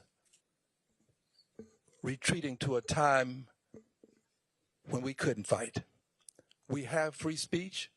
We've got to use it. I'm going to use my free speech. My question, Mr. District Attorney, is this. Body cameras are great. I support it. Brought it up in a hearing just recently with Chairman Thompson. I always call him Chairman. They're great. But I also think we need dash cams. Cameras on the dashboard of those vehicles that are chasing people through our communities. I ask you if you concur. Absolutely. And have you found them to be beneficial in your line of work? There's no question. And if you have unmarked cars, they should be equipped with them. But we should also have a policy that has marked units if they're going to affect a traffic stop. Thank you. I yield back my time. Thank you. Thank you. Now we will hear from Representative Lizzie Fletcher. Well, thank you, Chairman Espaillat, and thanks to you and Ranking Member Thompson and Representative Garcia for convening this important oversight forum. And I want to thank all of my colleagues who've come from across the country to see and hear from our community. And I want to thank our witnesses from our community for so beautifully explaining and showing this community to the rest of the country. Because people across our community and across the country, as Father DeGeorge and Ms. Cabrera explained so beautifully, have been living in fear, and their worst fears were realized again when federal agents killed Lorenzo Salgado Araujo. So I want to thank all of you for testifying and for your leadership in our community, especially at this devastating time. Ronaldo and Lorenzo, my thoughts have been and will continue to be with you and your mother and your entire family, not just today, but in all the days ahead. You make us proud, and you make us all proud for your advocacy and for your commitment to justice for all. And I hope today's hearing will demonstrate to you and to everyone here our commitment of not only our Houston Congressional Democratic Delegation, but the Congressional Hispanic Caucus and the entire House Democratic Caucus. It is a failure of this Congress and many before that we have not been able to pass laws to address our broken immigration system. The people here have been trying and will continue to do so. But it is a new and utter failure of this Republican-controlled Congress that has not only failed to address, it has refused to address the abuses that this White House is directing in terms of immigration enforcement operations, and that it has done nothing, when innocent people in this country have been killed at the hands of federal immigration agents this year and during this term. It is a betrayal of families and communities across the country that we represent. It is a betrayal of the Constitution that we have all sworn an oath to protect and defend. And it is a betrayal of our values as Americans. And yet what we hear from those who are directing these policies is that these actions are being taken to make us safe. And so, District Attorney Tier, I want to direct my questions, start my questions with you. Can you tell us from your experience of 20 years in law enforcement, whether the policies that we have seen implemented at ICE and in terms of immigration enforcement throughout DHS in the last 18 months have made our communities safer? Objectively, no. They've had the complete opposite effect. And can you tell us why that is? Can you give us some examples of what is making us less safe because of the policies that this administration is implementing? We have people who are here unauthorized who are victims of domestic violence, aggravated robbery, aggravated sexual assault, who are too scared to even call the police, let alone participate in prosecutions of people who are here with documentation or who are citizens. These policies have effectively created a group of our community that are targets. And that's what we're seeing, and we can't hold the people that prey on them accountable. And that group of people knows it. Thank you. In addition, Mr. Green asked about dash cams, and I also want to ask about the increased presence of unmarked vehicles and plainclothes officers for immigration enforcement activities. That's something I know many of us up here have objected to repeatedly. But can you talk about what that does in our communities as well? Yeah, it continues the feeling of fear, the floating fear that Father talked about. But it's just not good law enforcement policy. Undercover work is crucial to good law enforcement policy, but undercover officers don't then affect the traffic stops for reasons that we have seen time and again around the fear of the person trying to be stopped. So it is not best practices. Thank you. And with the time I have left, Councilmember Martinez, I just want to direct this question to you. Can you share with us how you see in the community this affects interactions with law enforcement agencies that come under your jurisdiction, like the Houston Police Department and others, and in the community because of the actions of these federal officers? Yes, Congresswoman. So it's important to continue to highlight that calls for services are down. My team, we've done some research. We've gotten data from HPD within our zip codes, and they have gone down. And then even heavier in the southwest part of Houston, where we have an even more diverse immigrant population, calls for services have gone down even more so. What we're finding as well is that when residents, and I've shared my personal number with several community folks, when something is happening, an operation is happening, and folks can identify who is heading that operation, we're having to call and figure out what agency is this, and in order to try and tamper down those fears. Thank you, Councilmember. I've gone over my time. I appreciate it. Thank you all for your testimony and for your work, and thank you again for convening this hearing, and I yield back. Thank you, Congresswoman. And before we hear from the next Congress member, let's welcome Mayor John Whitmire. Thank you so much for being with us today, Mayor. And our next representative from San Antonio region, Congressman Joaquin Castro. Thank you, Chairman. And I want to also express my condolences to the Salgado family, to all three brothers, and to your mom and to your extended family, and say thank you to Congresswoman Garcia and to the Houston delegation and the entire city of Houston that has shown incredible courage and stood up to this injustice, to the members of the legislature and the city council, and to the mayor who have pushed and advocated in their own ways. Thank you so much. The more evidence that comes out, the clearer it becomes that Lorenzo Salgado Araujo was murdered in cold blood by agents of the United States government. ICE has not produced a shred of evidence to support its claim that Lorenzo was a danger to them. No body camera footage, no dash cam footage, no ring camera footage from homes or businesses nearby. When law enforcement has the evidence and facts on their side, they put them out immediately. ICE has not done any of that. Instead, ICE has chosen to smear a good man, a hardworking man, a family man. They have treated him with the same indignity in death as they did in life. They said that he was not their target. That's because everyone is their target. Everyone who is brown, who is speaking Spanish in public, Latino men who are driving in construction trucks, going to and from work, putting in a hard day's work.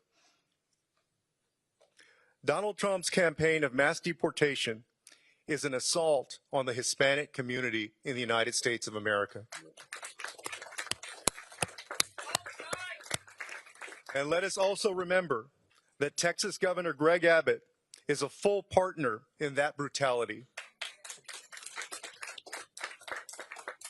We see it on the streets and behind the prison walls of places like Dilley and Pearsall and Carnes in those detention centers.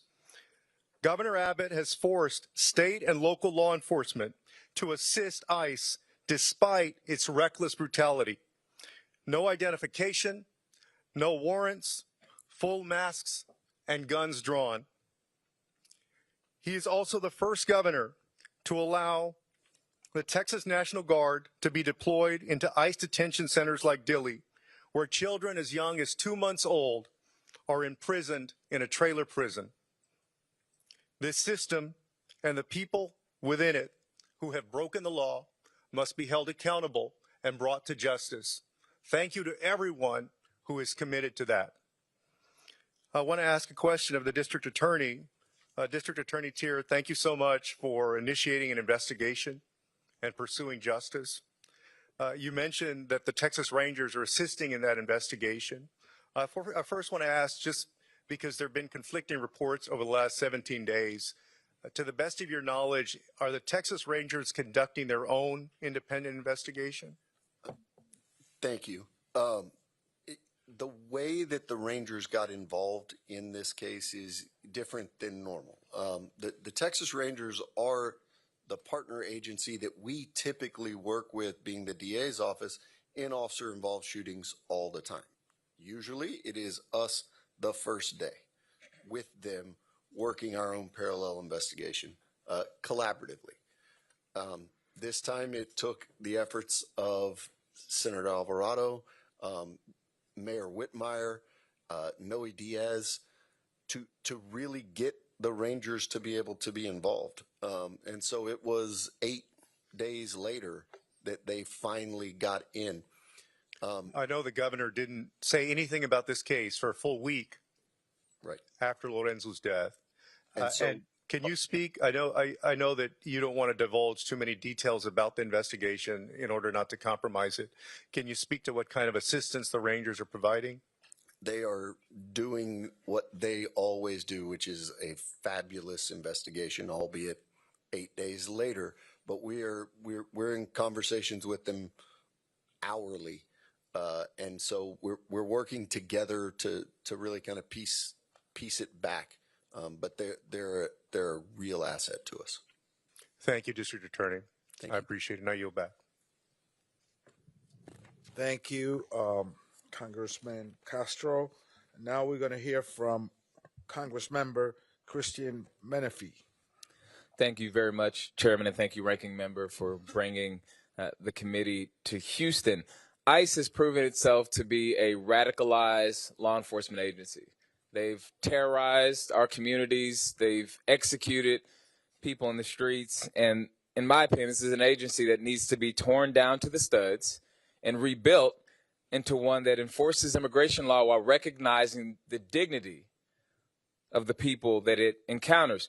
But we all know that that will not happen under this administration, and it won't happen under this Congress that's currently controlled by Republicans. So today I want to focus on something more simple: how badly ICE is failing to meet basic 2026 expectations of any law enforcement agency that carries a gun, that can use lethal force, that works the street, and that regularly confronts the public.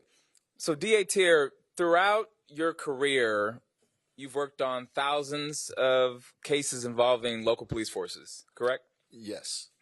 So I served briefly on Houston's Independent Police Oversight Board, where we had civilian oversight over the police force. And anytime we had a case, the very first thing we did was review the body-worn camera footage. In fact, we reviewed that before we even read any of the witness statements that involved other officers.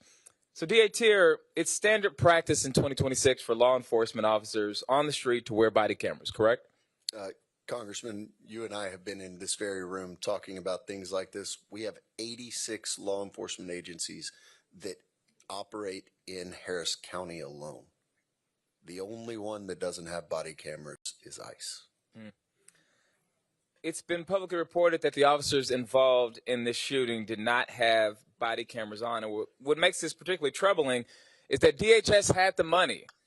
They got an influx of $75 billion from legislation passed last year, and they got $20 million specifically for body-worn cameras. They could have spent that on body cams for the officers that killed Mr. Lorenzo Salgado Araujo, but they failed to do so. And in fact, we've seen that they have money to recruit folks, they have money for new vehicles, they have money to increase enforcement operations, but not for body-worn cameras. DA Tier, it's basic police practice in 2026 not to shoot into a vehicle unless the officer has no other way to protect themselves, correct? That is absolutely correct, yes. It's been reported that more than a dozen attorneys and former law enforcement officials reviewed the footage of the chase. They said officers are trained to step out of the path of a vehicle rather than shoot at it because a wounded driver is often more dangerous than one who is simply fleeing. But based on the reporting that I've seen, the officer in this case shot Mr. Salgado Araujo while he was still in the vehicle, and Mr. Salgado Araujo had not brandished a gun or any other weapon. When you take someone's life in this country, when government takes someone's life, it should only be because there was no other way for that officer to protect himself. But none of the evidence that we've seen supports that here. DA Tier, it is standard practice in 2026 that when an officer takes a human life, the department gets its facts straight and conducts at least some preliminary investigation before assigning blame in the media, correct? At every level of law enforcement, that's correct. But in this case, an ICE spokesperson told the press the very day of the shooting that Mr. Salgado Araujo rammed an ICE law enforcement vehicle and weaponized his vehicle in an attempt to run over an ICE law enforcement officer, resulting in the officer firing first in self-defense. That statement went out before any real investigation took place, and witnesses and evidence have since disputed it. So here what we see in closing is ICE does not follow basic police practice for 2026. No cameras when it had money for cameras. Shots fired into a vehicle when there's no evidence that we've seen that the officer was forced to do so to save his own life. A public statement blaming the victim before any real investigation took place. There needs to be an investigation of ICE, and it needs to be done by Congress, and it needs to be bipartisan. I have yet to see members of Congress for the Republican Party from the state of Texas speak out on this murder that took place. All we've seen is obfuscation from ICE, from the Department of Homeland Security, and from the Trump administration as well. In January, new leadership will happen in the halls of Congress. And I know that every single person sitting up on this dais right now will be in full-throated support of an investigation. So in closing, I want to say to Ronaldo, to Lorenzo Jr., thank you for your courage, and we will make sure justice happens when we take back the halls of Congress. I yield back, Chairman. Thank you, Congressman. We will now hear from the Congresswoman from the state of California, Nanette Barragan. Thank you, Mr. Chairman. I want to start by offering my condolences to Ron and Lorenzo Salgado for the loss of your father. You have very powerful statements, and your ask of the Congress and members is going to be taken to Washington to make sure everybody hears those, not just those that are here today. You have my commitment that I'm going to do all I can to hold this administration, ICE officials, any law enforcement accountable, especially to bring justice to your family and your father in what was a killing, a murder that needs to be fully investigated. And so I continue to call on all those in law enforcement to do what they can to bring justice here and get all the facts. DA Terra, I want to go to you. It's reported that you now have access to the van and to surveillance footage. Are you satisfied that the evidence was preserved from the moment federal authorities took custody, including complete chain of custody records? To the extent that we have evidence, I am satisfied. We still have a significant amount of physical evidence that we have not been able to get possession of. So that's to be determined, including in up to the weapon that was used. And the other biggest concern for me around evidence that is in possession of only DHS, OIG, and ICE are the documentations around and the reports around what happened and why those agents were on that street that morning. Apparently, the U.S. Attorney is privy to information that we're not, based on the statement that was released a few days ago. And because of that, I think this body and certainly my office needs to have the FOW, the Field Operational Worksheet that ICE utilizes for the interaction previously where they said that 2 Guatemalans were trying to be detained. ICE would have created an FOW for that. They would have supplemented that FOW after the initial interaction with the 2 Guatemalans, which I want to be real clear here, would have had the license plate of the white van that they were actually looking for. Because if you're just going to try to knock down a white van in the east end of Harris County, Houston, you're going to be busy. So they had the license plate number, which completely cuts against the stated reason for the stop. So we need the FOW, we need the original, we need the updated one, then we need the I-213, which is their offense report when they make an arrest and detention, which occurred this day. So we need to see every iteration of that as well. And these are standard things that we get from every law enforcement agency that we're investigating. Thank you, DA. I want to just encourage you and implore you to continue to fight to get every piece of information. This is an out-of-control agency. This is an out-of-control administration. And this agency has no credibility. How do we know that? I'm reminded of the case in Chicago with Miramar Martinez, where ICE agents shot her 5 times. 5 times, and she survived. And what did they say then? Very similar things. Oh, it was the person in the car who rammed us. But all of a sudden, there was video footage, audio footage, text messages that showed it was actually the agents. As a matter of fact, the officers were bragging. One said, I fired 5 rounds and she had 7 holes. Put that in your book, boys. These are the agents. The response was, you're a legend. Another officer responded, say, beer's on me when I see you at training. And even their leadership, when asked if they supported this, said, big time.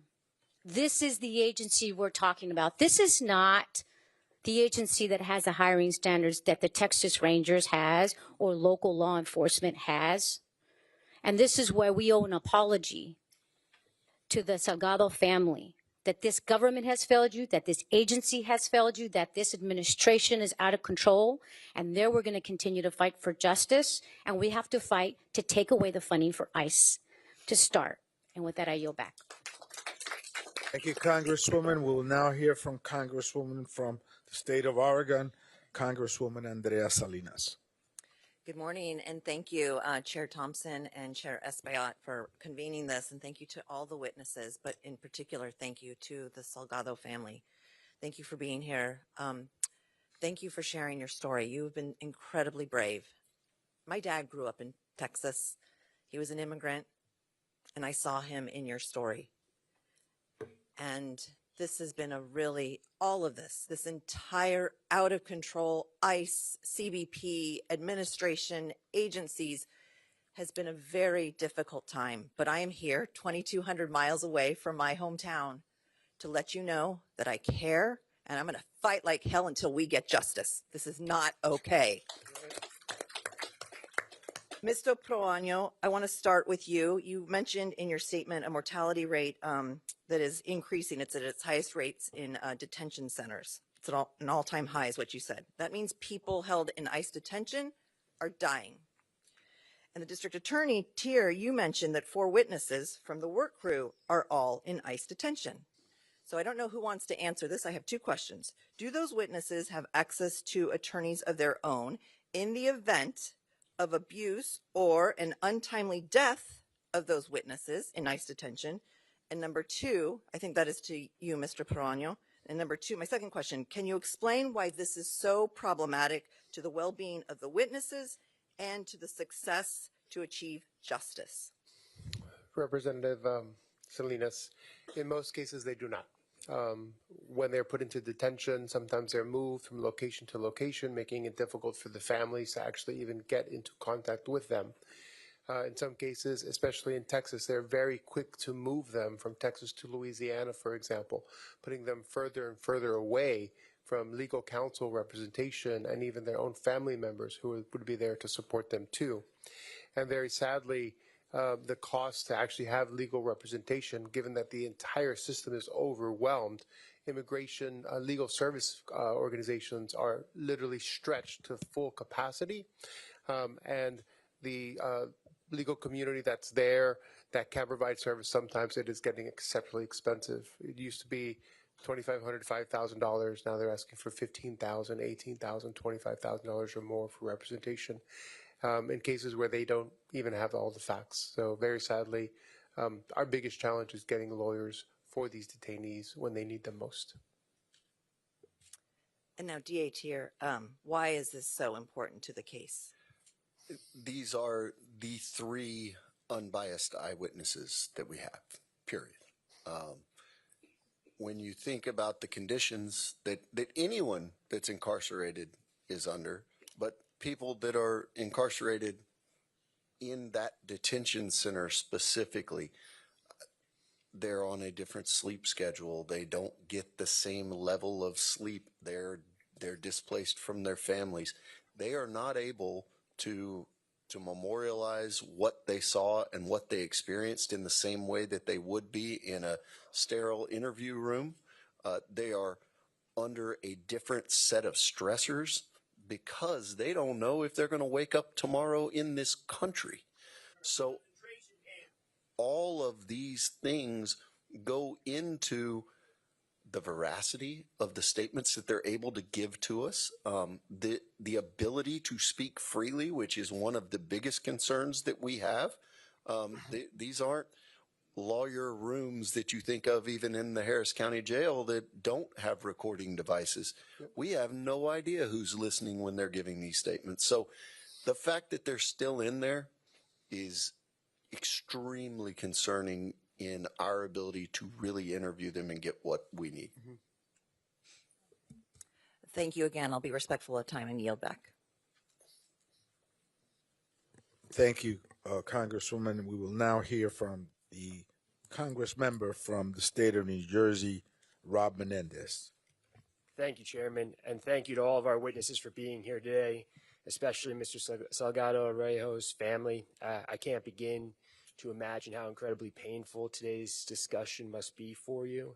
And I want you to know how grateful we are that despite that pain, you are still choosing to share the truth with the American people, a truth that we will carry with us forward back to DC and back to all of our districts. We're here today because a family lost a husband, a father, and it was entirely preventable. And we're here today to address the actions the Trump administration has taken that have made tragedies like this more common in our country. By design, our immigration enforcement has become so aggressive, so inhumane, and so insulated from accountability that families across the country, from Newark to Minnesota to Houston to Maine, are losing their loved ones in senseless acts of violence. A year ago, outside Delaney Hall in Newark, I said that no one is safe in Trump's America. Not fathers, not mothers, no one. Today is a painful reminder of that. And from day one of this administration, they have repeatedly lied to the American people about their actions.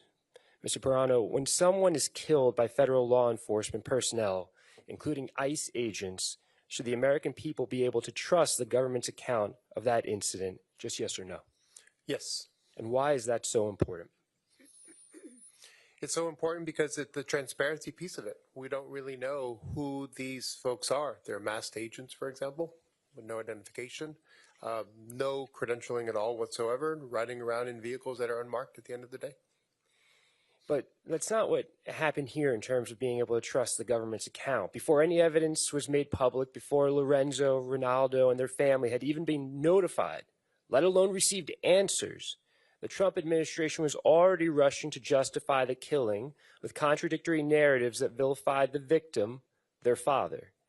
DHS initially claimed that Mr. Salgado Arroyo was the subject of a targeted immigration enforcement operation before later acknowledging that he was not the intended target after all. District Attorney Tier, just yes or no, does the fact that DHS immediately provided a rushed and inaccurate account of what happened call into question the administration's credibility? Yes. I agree. And time again, we've seen the Trump administration bend the truth to justify fatal incidences and other acts of violence. After agents killed Renee Good in Minnesota, DHS claims she, quote, weaponized her vehicle as an act of domestic terrorism, despite clear video evidence that showed otherwise. District Attorney Tier, from your perspective, are these instances of misinformation isolated? I can speak to this one, and it is extraordinarily concerning the number of different versions that came out prior to anything. And as someone that is an American, I've seen the same thing happen in Maine. I've seen the same thing happen in Illinois, and I've seen the same thing happen in Minnesota, among others. So I would say from just a layman's perspective, no, they're not isolated. Thank you.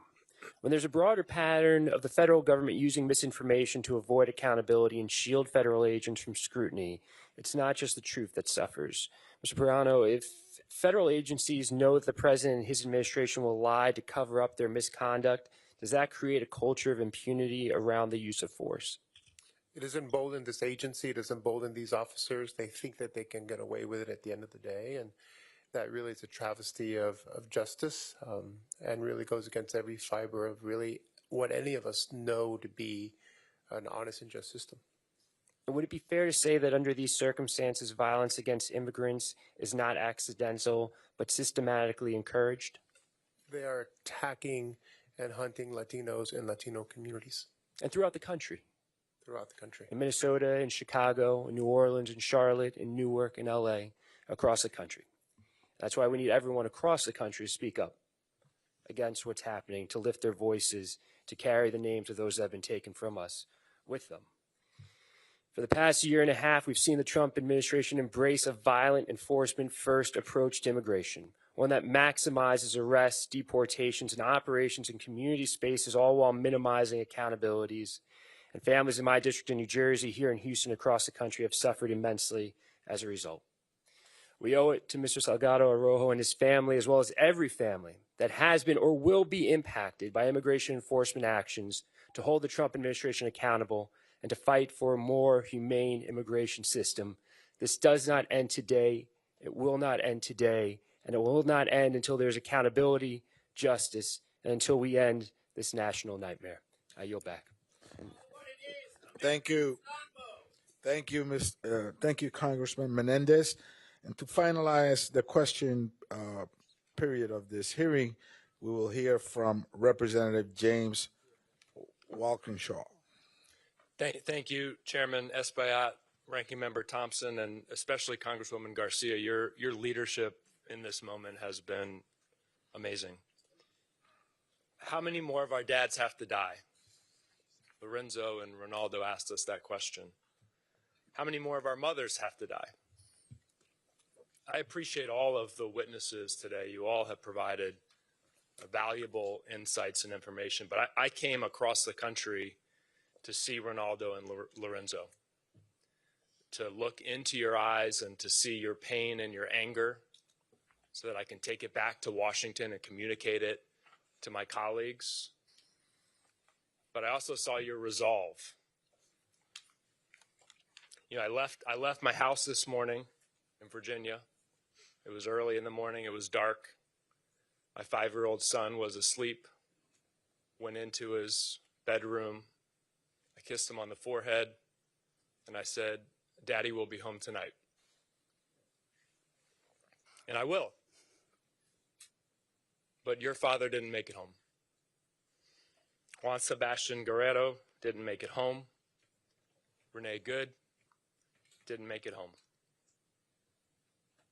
Now, Ronaldo and Lorenzo, when you're a dad, you're always kind of wondering, are you doing a good job?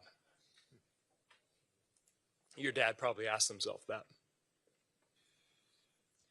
But as I listen to you and see you, it's very clear he did a hell of a job. And I know that he is very, very proud of you. Recently, members of the Homeland Security Committee had a closed-door briefing from ICE on their use of force policies. Republicans not willing to have an open hearing with ICE under oath to discuss those policies. But one of the things we learned, astoundingly, to me at least, was that from January of 2025 to today, 18 months, only one single solitary ICE officer has been disciplined for violating their use of force policies. One officer. 22,000 ICE officers now, thousands of violent encounters, 6 deaths, one officer has been disciplined. That tells me this is an agency where accountability has broken down and an agency that is broken. And I want to ask Councilman Martinez, a year ago today, I was a local government elected official like yourself. You, with your colleagues, have an oversight responsibility of the Houston Police Department. Does that sound remotely plausible to you? That there can be 22,000 officers involved in thousands of encounters, many violent, that only once an ICE officer could have violated the agency's use of force policies in 18 months? Congressman, no. The Houston Police Department is a professional, trained organization, and something like that would not happen locally. And if the chief of police of the Houston Police Department came before your council and said that, what would you say to him? We would definitely be putting limitations on what he can do. DA Tier, you, I presume, have been involved in investigations of officer-involved shootings and use of force violations. What do you think about that? 22,000 officers, one disciplined by the agency in 18 months. As Councilmember Martinez said, the HPD is a good example. There are almost 6,000 sworn officers there in an 18-month period through an academy that is so rigorous, through a training program that is rigorous. We see more than that come across criminally in the DA's office because the agency holds those officers accountable and they strive for accountability. It stretches everything beyond comprehension to suggest that just once there's been an issue. Okay. Thank you both. Lorenzo, Ronaldo, thank you for your courage, for your voice in this important moment. You are doing an incredible service to your nation, and I thank you for it. Thank you, Mr. Chairman. Thank you, Congressmember. This ends the question period of this hearing.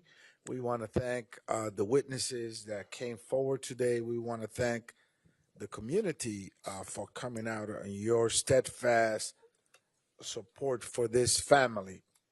And with that, we will hear closing remarks from Congresswoman Sylvia Garcia.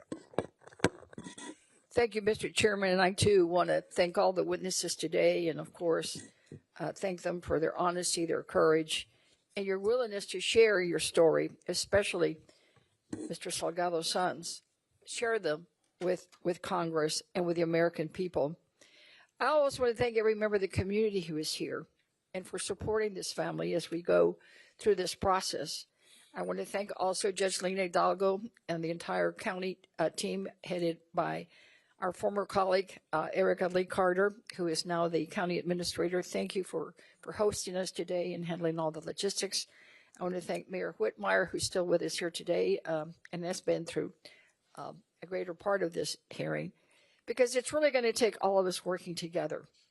Today is just one hearing, but it's not the last hearing. Today was about making sure this community knows that no one will ever forget Mr. Salgado, and that we're not going to forget all the other deaths under the custody or in the control of ICE. Throughout today's testimony, we heard difficult stories, but we've also heard about fear in the community. We heard about uncertainty. We heard about families whose lives have been changed forever. I wish we had also heard from ICE and the Department of Homeland Security. But unfortunately, as I said earlier, they chose not to come testify, and they've also chose not to answer any of our questions in writing, and we've introduced those letters into the record. But their absence does not erase the questions that have been asked today. It does not erase what happened on July 7th, and it certainly does not erase Congress's responsibility to pursue the truth.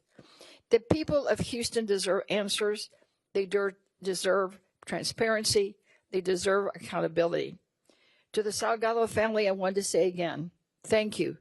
I know that no hearing can lessen your pain. No hearing can bring Lorenzo back. But your willingness to share your story has ensured that his life will not be reduced to a statistic or forgotten in a government report. This is the beginning. We will continue demanding documents, seeking testimony, and asking the questions of all the federal agencies involved, especially those who have refused to answer. And we will continue standing with this community because accountability has no option. Transparency is not optional. The Constitution is not optional. We owe the Salgado family the truth. We owe the community accountability. And we owe future generations a government worthy of the public's trust.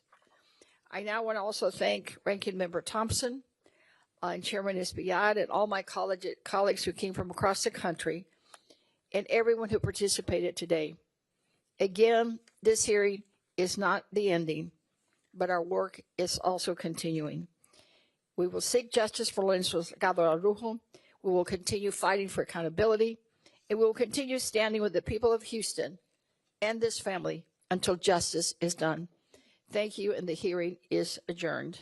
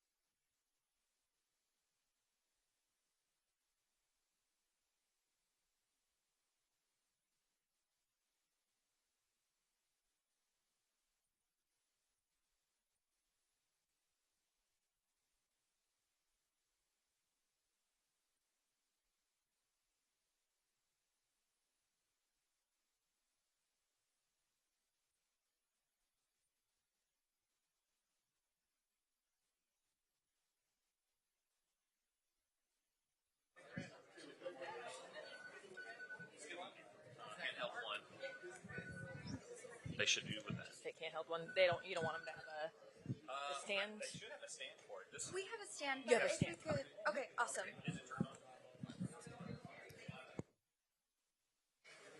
That's why they're on one back. We probably need to have somebody in the middle. Like, Let me grab the lunch. there it is.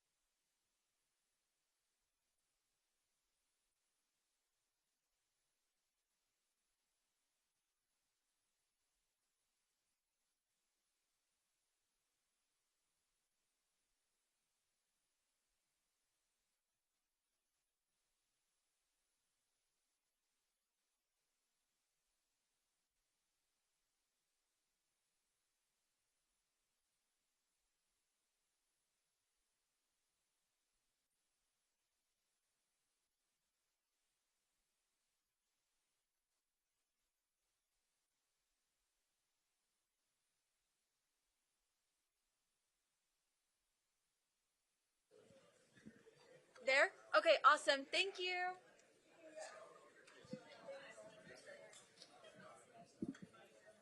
Like that. Something like that. Okay.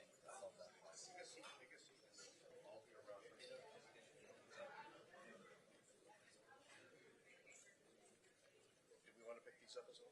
Look at the.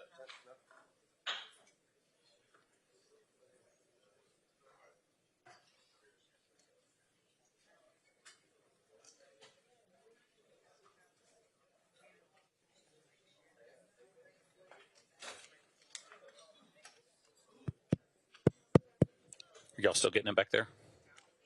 Audio back there?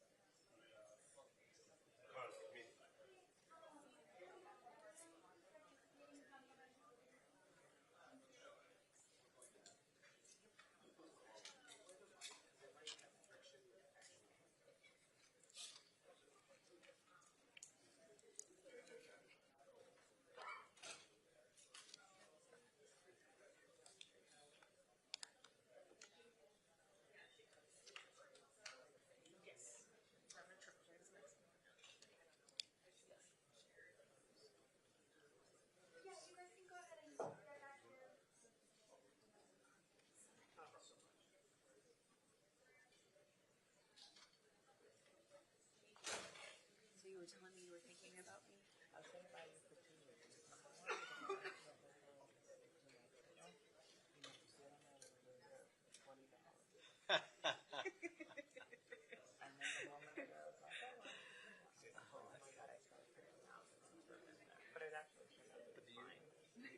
They have huntings? No, no hunts, no stuff.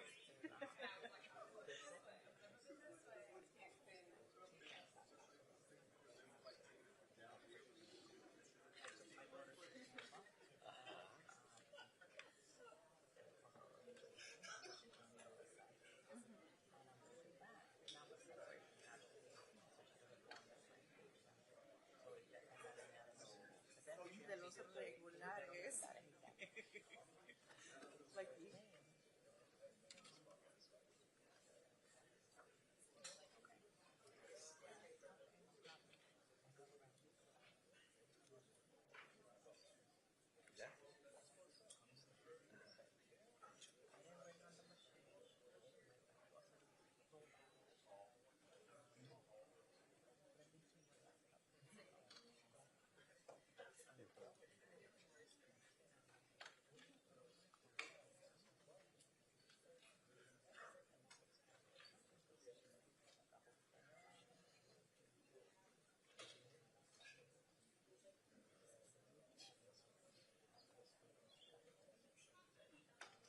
Yes, yes.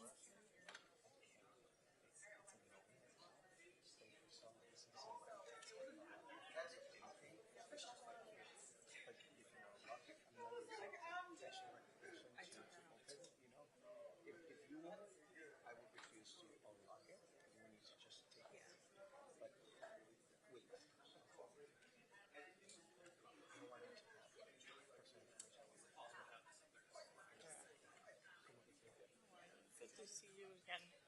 Muy bien. Thank you so much for everything that you do. Thank y'all for being here this morning. I'm Sylvia Garcia, here from Houston, where the tragic killing of Mr. Salgado occurred. We've had a great hearing. I think most of you gathered from all of their colleagues from across the country, that this incident is not just a heartbreaker for Houston, but actually it is a heartbreaker for our entire country. I want to thank again Ranking Member Thompson and the head of the Congressional Hispanic Caucus for having the shadow hearing here today. And of course, to thank the Salgado boys for being here to speak with courage and commitment and passion about their father. And now all of us are gathered here today to assure the public, to assure Houston that we will find justice for Mr. Salgado. In the interest of time, we're going to limit our members to 1 minute and then take questions, because I want to make sure that everybody is heard. We will begin with our Houston members, with our most senior member, Representative Al Green. Thank you very much, Congresswoman Garcia. I'll be brief. Yes, there must be justice, and there has to be justice in spite of the cover-up that's taking place, in spite of the ethnic cleansing that's taking place in our country. There must be justice, and that justice has to include the President of the United States of America, who is at the head of this crime that's taking place. And when that justice is served, a part of it will be impeachment. I will bring articles of impeachment against the President of the United States of America for the injustice that he is perpetrating upon people in this country. Next, Congresswoman Lizzie Fletcher, also from Houston. Thank you, Congresswoman Garcia, and thank you again to our colleagues from across the country who've come to Houston to witness what we have seen, which is an incredible community facing an unimaginable and unconscionable, unconstitutional tragedy here in Houston. And I think one of the things that we saw in the hearing that's important to make clear is that the draconian immigration policies that we have seen instituted in the last year and a half are not making our communities safer. They are putting our communities in danger. They are completely inconsistent with accepted law enforcement practices, and this has to come to an end. And so I'm so grateful for everyone who's here today. I'm grateful to you, Congressman Garcia, for your leadership, and we are all here to ensure that justice is done. Thank you. Thank you. Next, we have Representative Christian Menifee, also from Houston. Thank you, Congresswoman Garcia. ICE is the most well-funded law enforcement agency in this country. But what we found out at this hearing today, and what we've known for a couple of weeks, is that they are failing to do the basic requirements of law enforcement. The officers who killed Mr. Salgado Araujo did not have body-worn cameras. They shot into a moving vehicle despite there being no evidence that they absolutely had to do so to protect their lives. And we've seen across the country, they are masked instead of showing their identity to the people in our communities. Congress needs to fully investigate ICE. We've seen the president pinch pennies on SNAP benefits. He's pinched pennies on veterans benefits. If we're going to be spending all this money on ICE, we need to be in a position to hold them accountable. And when Democrats take the House back in January, I fully expect that the investigations will begin. Thank you. Thank you. Next, the chair of the Congressional Hispanic Caucus, Adriano Espaillat of New York. Thank you, Congresswoman Garcia. A crime has been committed, and there is a cover-up. ICE is not here. DHS is not here.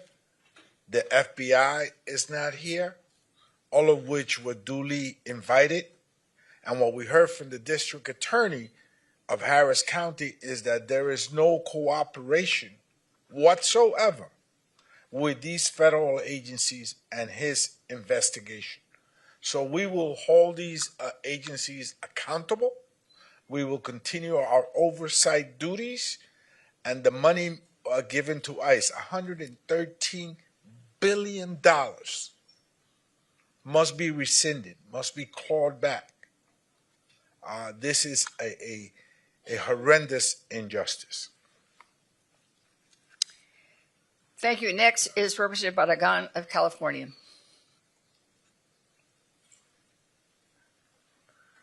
Thank you, Sylvia, for hosting. I used to serve as chair of the Border Sub on Homeland. So I have seen how ICE has gone over the last 10 years, just move to a time that we're in now. Totally out of control, totally rogue. It's an agency that doesn't have the same standards as your local police department hiring standards and use of force standards. Your local police has to show their name. They don't have masks on. They wear body cameras. What was most disturbing of what we heard today was what the DA said over and over again. They are not getting the full cooperation to get everything that they need to investigate this, because we need to make clear that nobody is above the law, not ICE officers, nobody. Everything needs to be investigated, and we need to bring justice to this family. And this is not the only family. There's families in Maine, the family of Renee Good, the family of Alex Preddy, and the list goes on and on. And so we need to continue to highlight these stories because this president, this administration, and this agency is not going after serious criminal offenders like they promised. They're going after our brothers, our sisters. We heard today a good man who is just going to work, who's been in Houston for decades. So we will continue to fight for justice. Thank you. Thank you. And next up is Representative Castro of San Antonio, Texas. Under Donald Trump, ICE has become an abusive and rogue organization that I believe should be disbanded. There has been brutality on the streets. We have seen American citizens killed, as well as good, hardworking people like Lorenzo. We've also seen a brutality inside the prison walls of places like Dilley and Carnes and Pearsall and detention centers across the country where others have died as well. We're living in a very ugly time because of Donald Trump's mass deportation campaign. The question is, what will we do about it? Will there be justice for Lorenzo and others? And will there be accountability for those who have violated and broken the law? The answer must be yes in our country. And I look forward to working with all of my colleagues to pursue it. I think in this room, it's probably a unanimous yes, Congressman. Next up is Andrea Salinas. Representative Salinas is from Oregon. Well, good afternoon, and thank you to my colleagues for bringing us here today. I am Andrea Salinas from the great state of Oregon's Willamette Valley, and I'm here today for the Salgado family. I'm here to say sorry that their government could not protect their father. Not only could they not protect him, they killed him. This is happening too often, and we learned today that only one ICE agent has been investigated, yet we know of 8 killings. This is not justice. That is why we're here today. In the short term, it means events just like this, to raise awareness, to let community members know that we have your back, that it is okay to go to Mass. It is okay to go to the grocery store. It is okay to go to school, to be a family, out in public, to go to the parks. We have your back.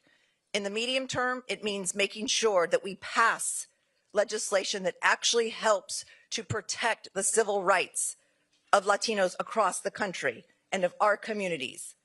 And in the long term, it means these investigations that have to take place. They have to take place when Democrats are in control, when we hold this administration accountable, when we hold CBP accountable, when we hold ICE accountable. We have passed so many measures to pull back the funding from ICE. And let's be honest, our Republican colleagues keep funneling them more and more money. And as was said earlier, they are the largest law enforcement agency and the most funded law enforcement agency in this country. This has to stop. Yes, it must stop. And joining us in that effort is Congressman James Walkinshaw from Virginia. Thank you. I came from Virginia today to show my support for Congresswoman Garcia, for the people of Houston, and for the Salgado family. And the American people will never see exactly what happened to Lorenzo Salgado Araujo because there's no body camera footage. But every single American has the opportunity to see in the eyes of his sons the pain and devastation of this reckless, out-of-control mass deportation agenda. And that pain and devastation exists in the eyes of families in every corner of the nation, including my home in Virginia. And that's why we're here today saying enough is enough. It is past time to end this violence, and we're going to take that message back with us to Washington. Thank you. Next, we have Representative Menendez of New Jersey. Thank you, Sylvia, and thank you for organizing this forum. Thank you to all of the Texas delegation that were here today. Thank you to Chairman Espaillat and all of our colleagues. I'm Rob Menendez. I come from New Jersey's 8th Congressional District. I've been to field hearings in Minneapolis after the killings of Renee Good and Alex Preddy. I've been to field hearings in Newark to combat what's been happening there at Delaney Hall. My plea to the American people is don't wait for this to happen in your community. Speak out now. The best time would have been yesterday, but speak out now, because this is not who we are as a country. And this will arrive at our doorstep, whether we acknowledge that or not. It will impact us directly or impact those that we care about. I had a look into the eyes of 2 young men who lost their father. That should not be happening in our country at the hands of the federal government. And we can stop it. Us here, the elected representatives, will be at the tip of the spear in pushing back against this administration. But the more people that join the chorus of Americans who are saying this is wrong and unacceptable, the stronger we become in pushing back against this and ending this national nightmare and turning the page on the darkness that we have seen. And we're going to keep showing up until we turn that page. We're going to keep showing up and engaging with the American people across the country to get us to those better tomorrows, to end this national nightmare. I'm so thankful for my colleagues that I get to do this work with. Thank you. And of course, all of us must join in this effort. And with us today, we also have some of our strong allies that have been with us from the very beginning. I'd like to start with Rochelle Garza, Commission Chair of the United States Commission on Civil Rights. Good afternoon, everyone. Lorenzo Salgado Araujo should still be alive today. His family should be welcoming him home after work, not mourning his death. They should be talking about weekend plans, not protesting for accountability. My name is Rochelle Garza, and I proudly serve as the chair of the U.S. Commission on Civil Rights. Over the past few months, I've heard directly from communities in St. Paul, Minnesota, Chicago, and most recently Los Angeles through the People's Hearings on Immigration Enforcement. It's an effort organized by the Hispanic Federation, the Texas Civil Rights Project, the Miranda Family Fund, and Latino Victory Foundation. And the testimony we've heard is a powerful reminder of why institutions like the Commission on Civil Rights exist. Since its creation in 1957, the Commission was designed to go directly to the communities to document and report on the status of civil rights to the President and Congress. Today, it remains the only independent, bipartisan, fact-finding federal agency with this responsibility. And so I want to thank the Congressional Hispanic Caucus, especially Chair Espaillat and Congresswoman Garcia, for inviting me to listen, to learn, and share what I heard today with my colleagues on the Commission as we deliberate our next investigation. And what I heard today mirrors what I've heard from over 100 individuals impacted by immigration enforcement efforts. I've listened to parents, workers, faith leaders, educators, attorneys, and directly impacted individuals describe how immigration enforcement has changed their lives, how it's harmed their families, and how it's disrupted their neighborhoods. I heard how a father, a U.S. citizen who had filmed ICE activity, exercising his First Amendment rights in St. Paul, found his children fearful of the unmarked ICE vehicle that had parked outside their home. I heard how a mother who had recently given birth was taken from her newborn when she was nursing and denied support to maintain her milk or feed her baby.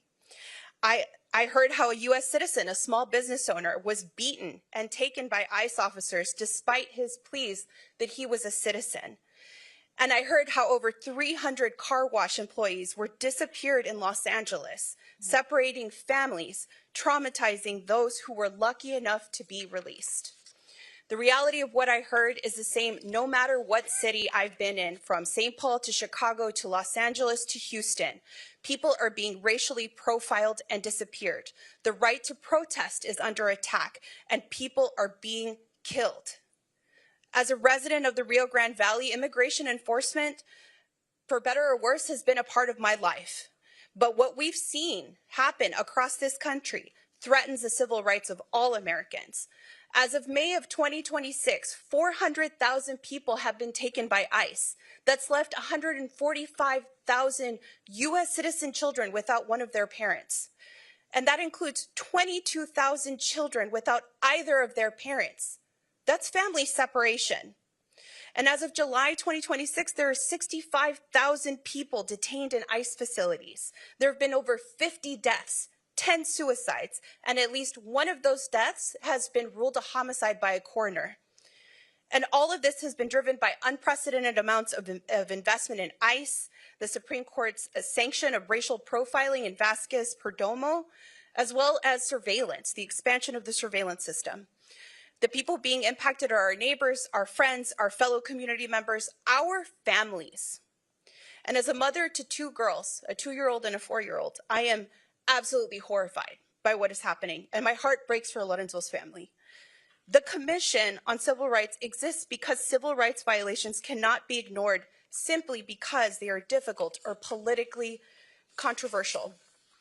With each tragedy, the calls for an independent investigation into immigration enforcement have grown louder and increasingly bipartisan. These calls have now gone beyond our borders, with the United Nations High Commissioner for Human Rights requesting an investigation into all deaths in ICE custody. The people's hearings on immigration enforcement demonstrated the urgent need for that scrutiny, and it is my hope that our commission agrees to investigate and make clear that civil rights protections do not end where immigration enforcement begins. For Lorenzo's family and for all families whose worlds have been shattered by federal immigration enforcement, there are people that you will never meet that are grieving with you, and they are demanding justice, and we will get it. Thank you.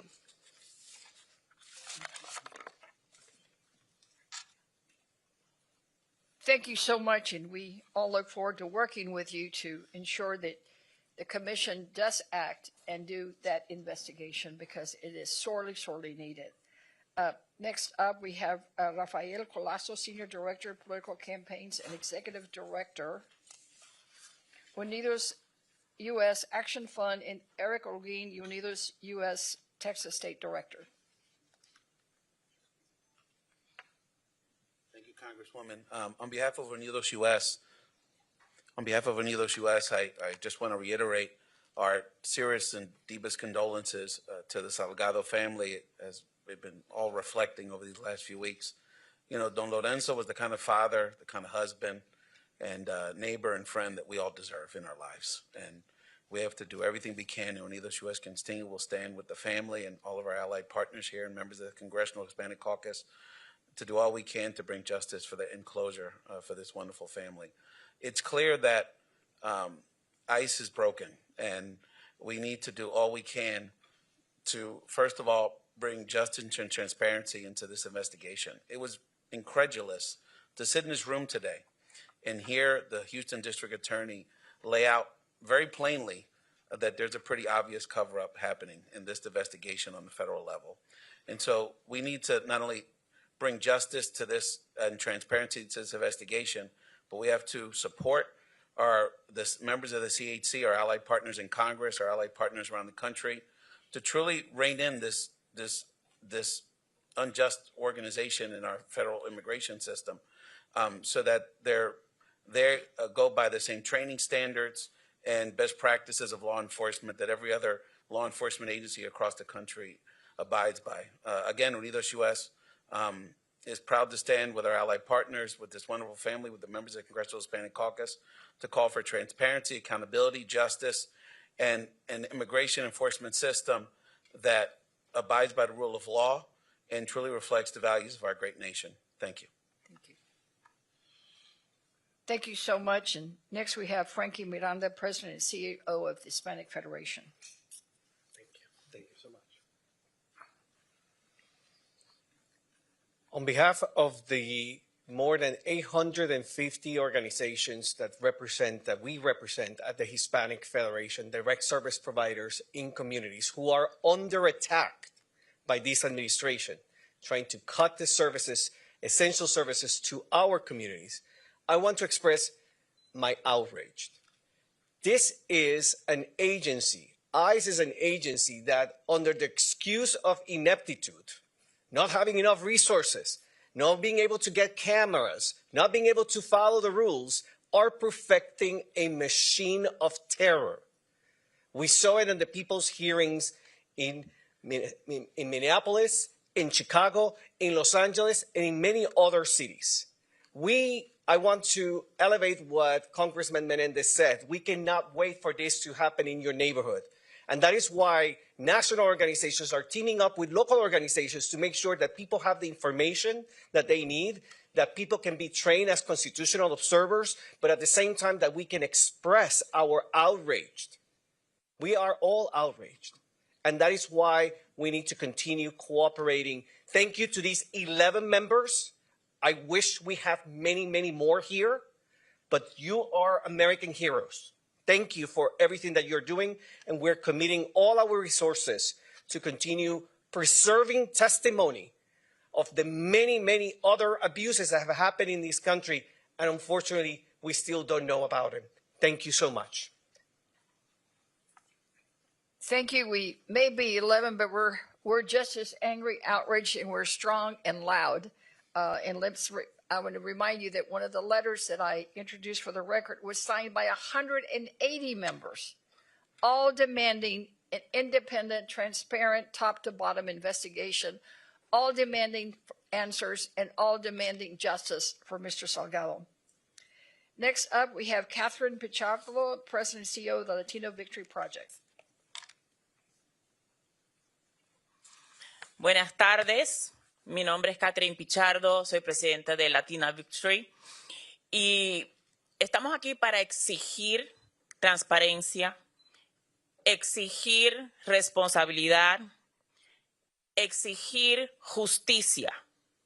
Estamos en un momento muy difícil en nuestro país para la comunidad latina y para todos los americanos. Un momento que no podemos desperdiciar, un momento que tenemos que crear comunidades más fuertes, comunidades más resilientes, trabajar unidos, porque tenemos un gobierno y agencias como PAÍS que están fuera de control. Y necesitamos un Congreso que pueda hacer un contrapeso a lo que está haciendo este presidente y estas agencias. Por eso quiero agradecer a los miembros que están aquí hoy y necesitamos más. Quiero exhortar a toda nuestra comunidad a que este año hay unas elecciones muy, muy importantes para el Congreso de los Estados Unidos. Salgamos a votar. Vamos a hacer nuestras voces sonar y resonar. Que se repique por todo el mundo. Que la comunidad latina no se deja. Muchísimas gracias.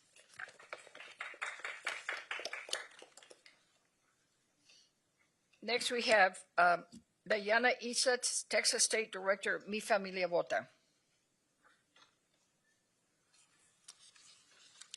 Good afternoon, everybody. I'm no politician, but I am here on behalf of the community, a community that has really shown up for the Salgado family, but a community that is also outraged by all of the attacks that our communities have seen under this administration.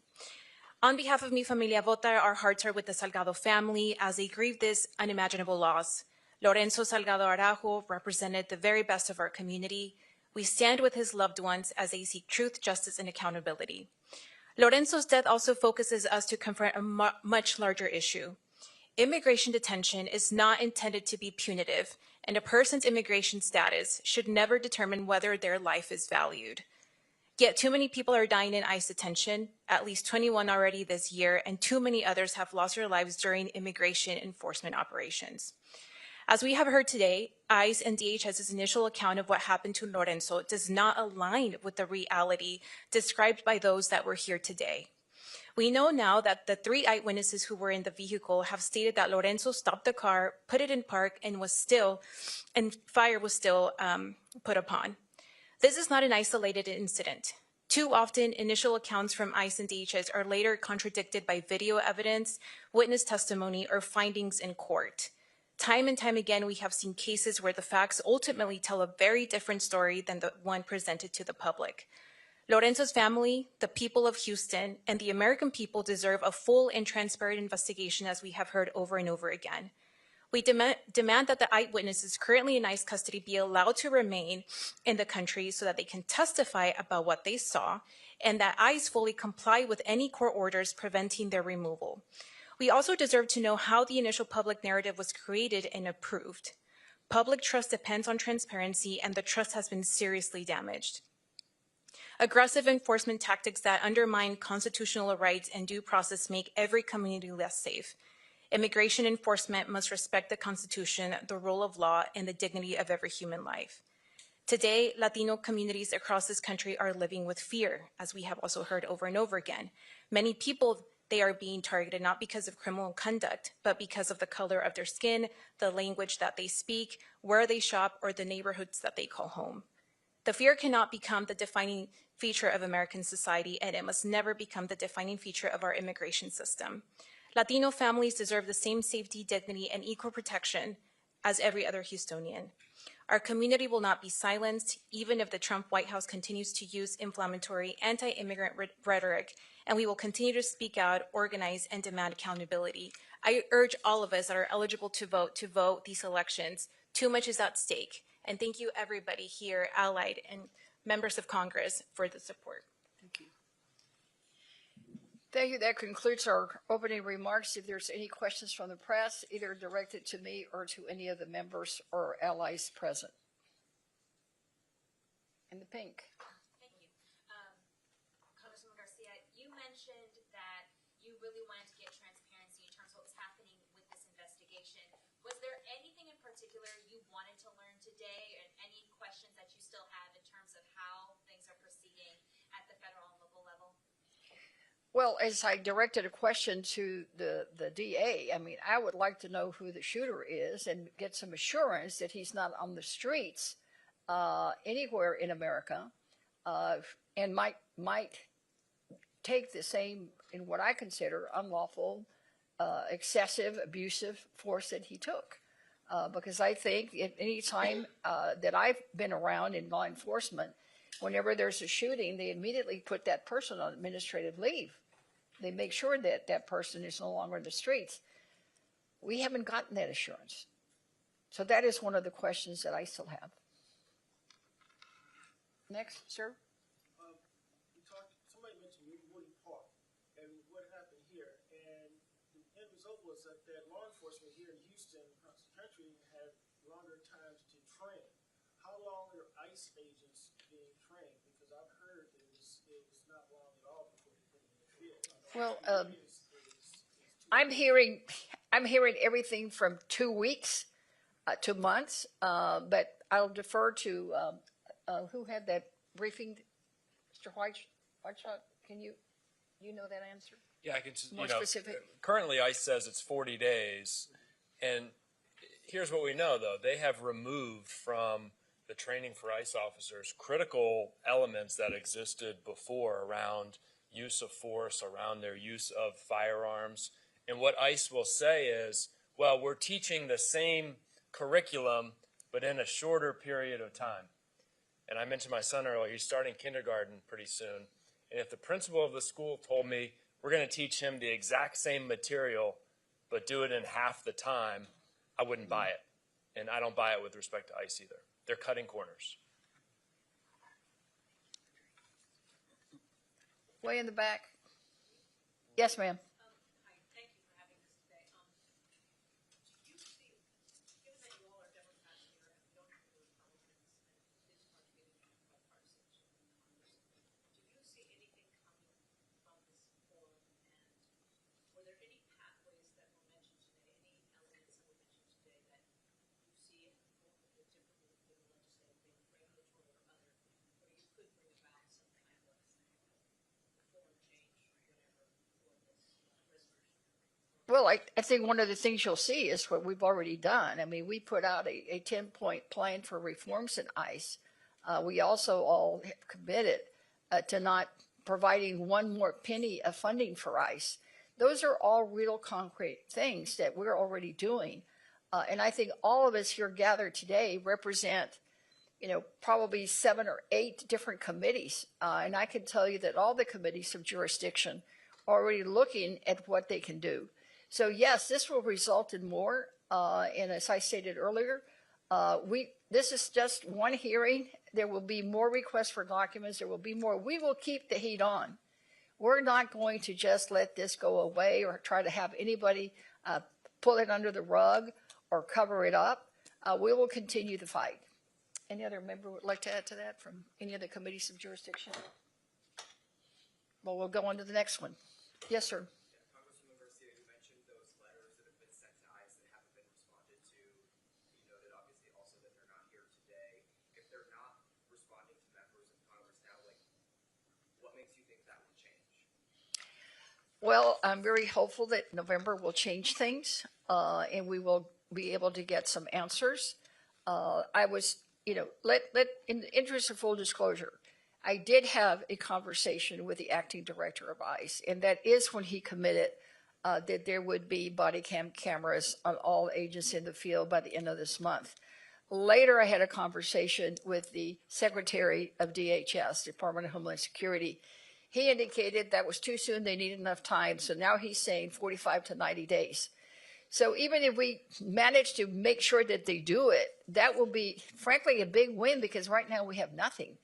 So I want to make sure that the public understands that it may be small steps, but we will get there because we're not going to get stopped until we get justice for Mr. Salgado and some changes in ICE, period, full stop. Let me add something. Sure. Thank you. The Honorable Benny Thompson was here today. He is currently the ranking member of Homeland Security, the committee in Congress. And as such, he has sent a letter to the head of ICE as well as DHS, I suppose. And in that letter, there were many questions that were asked, but he's laying the foundation for a future hearing. All of the Democratic members on the committee signed the letter. The Democrats are committed to an investigation, transparency, and accountability. Anyone else? Sure. What has changed is that this is a watershed moment for the Latino community. We've had over 175,000 people sign petitions. Financial support has come into the family as well. We have over 300 vigils that are actually planned for Saturday, all around the country itself. And so post Preddy and post Ray Nicole Good, folks kind of lost attention to what was happening, but the detentions, the deportations effectively continued. The Latino community is standing up for ourselves. That is what you're seeing here. We're standing up across the country. Over 20,000 people in Houston alone signed that petition, which I delivered to the mayor this morning. Over 57,000 people in Texas alone signed that petition in 831 cities of 971 in this state. People are paying attention. Latinos are standing up.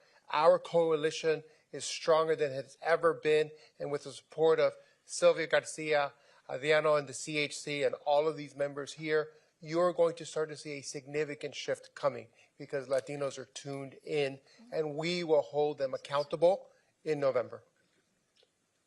Let me just say that much needs to be done.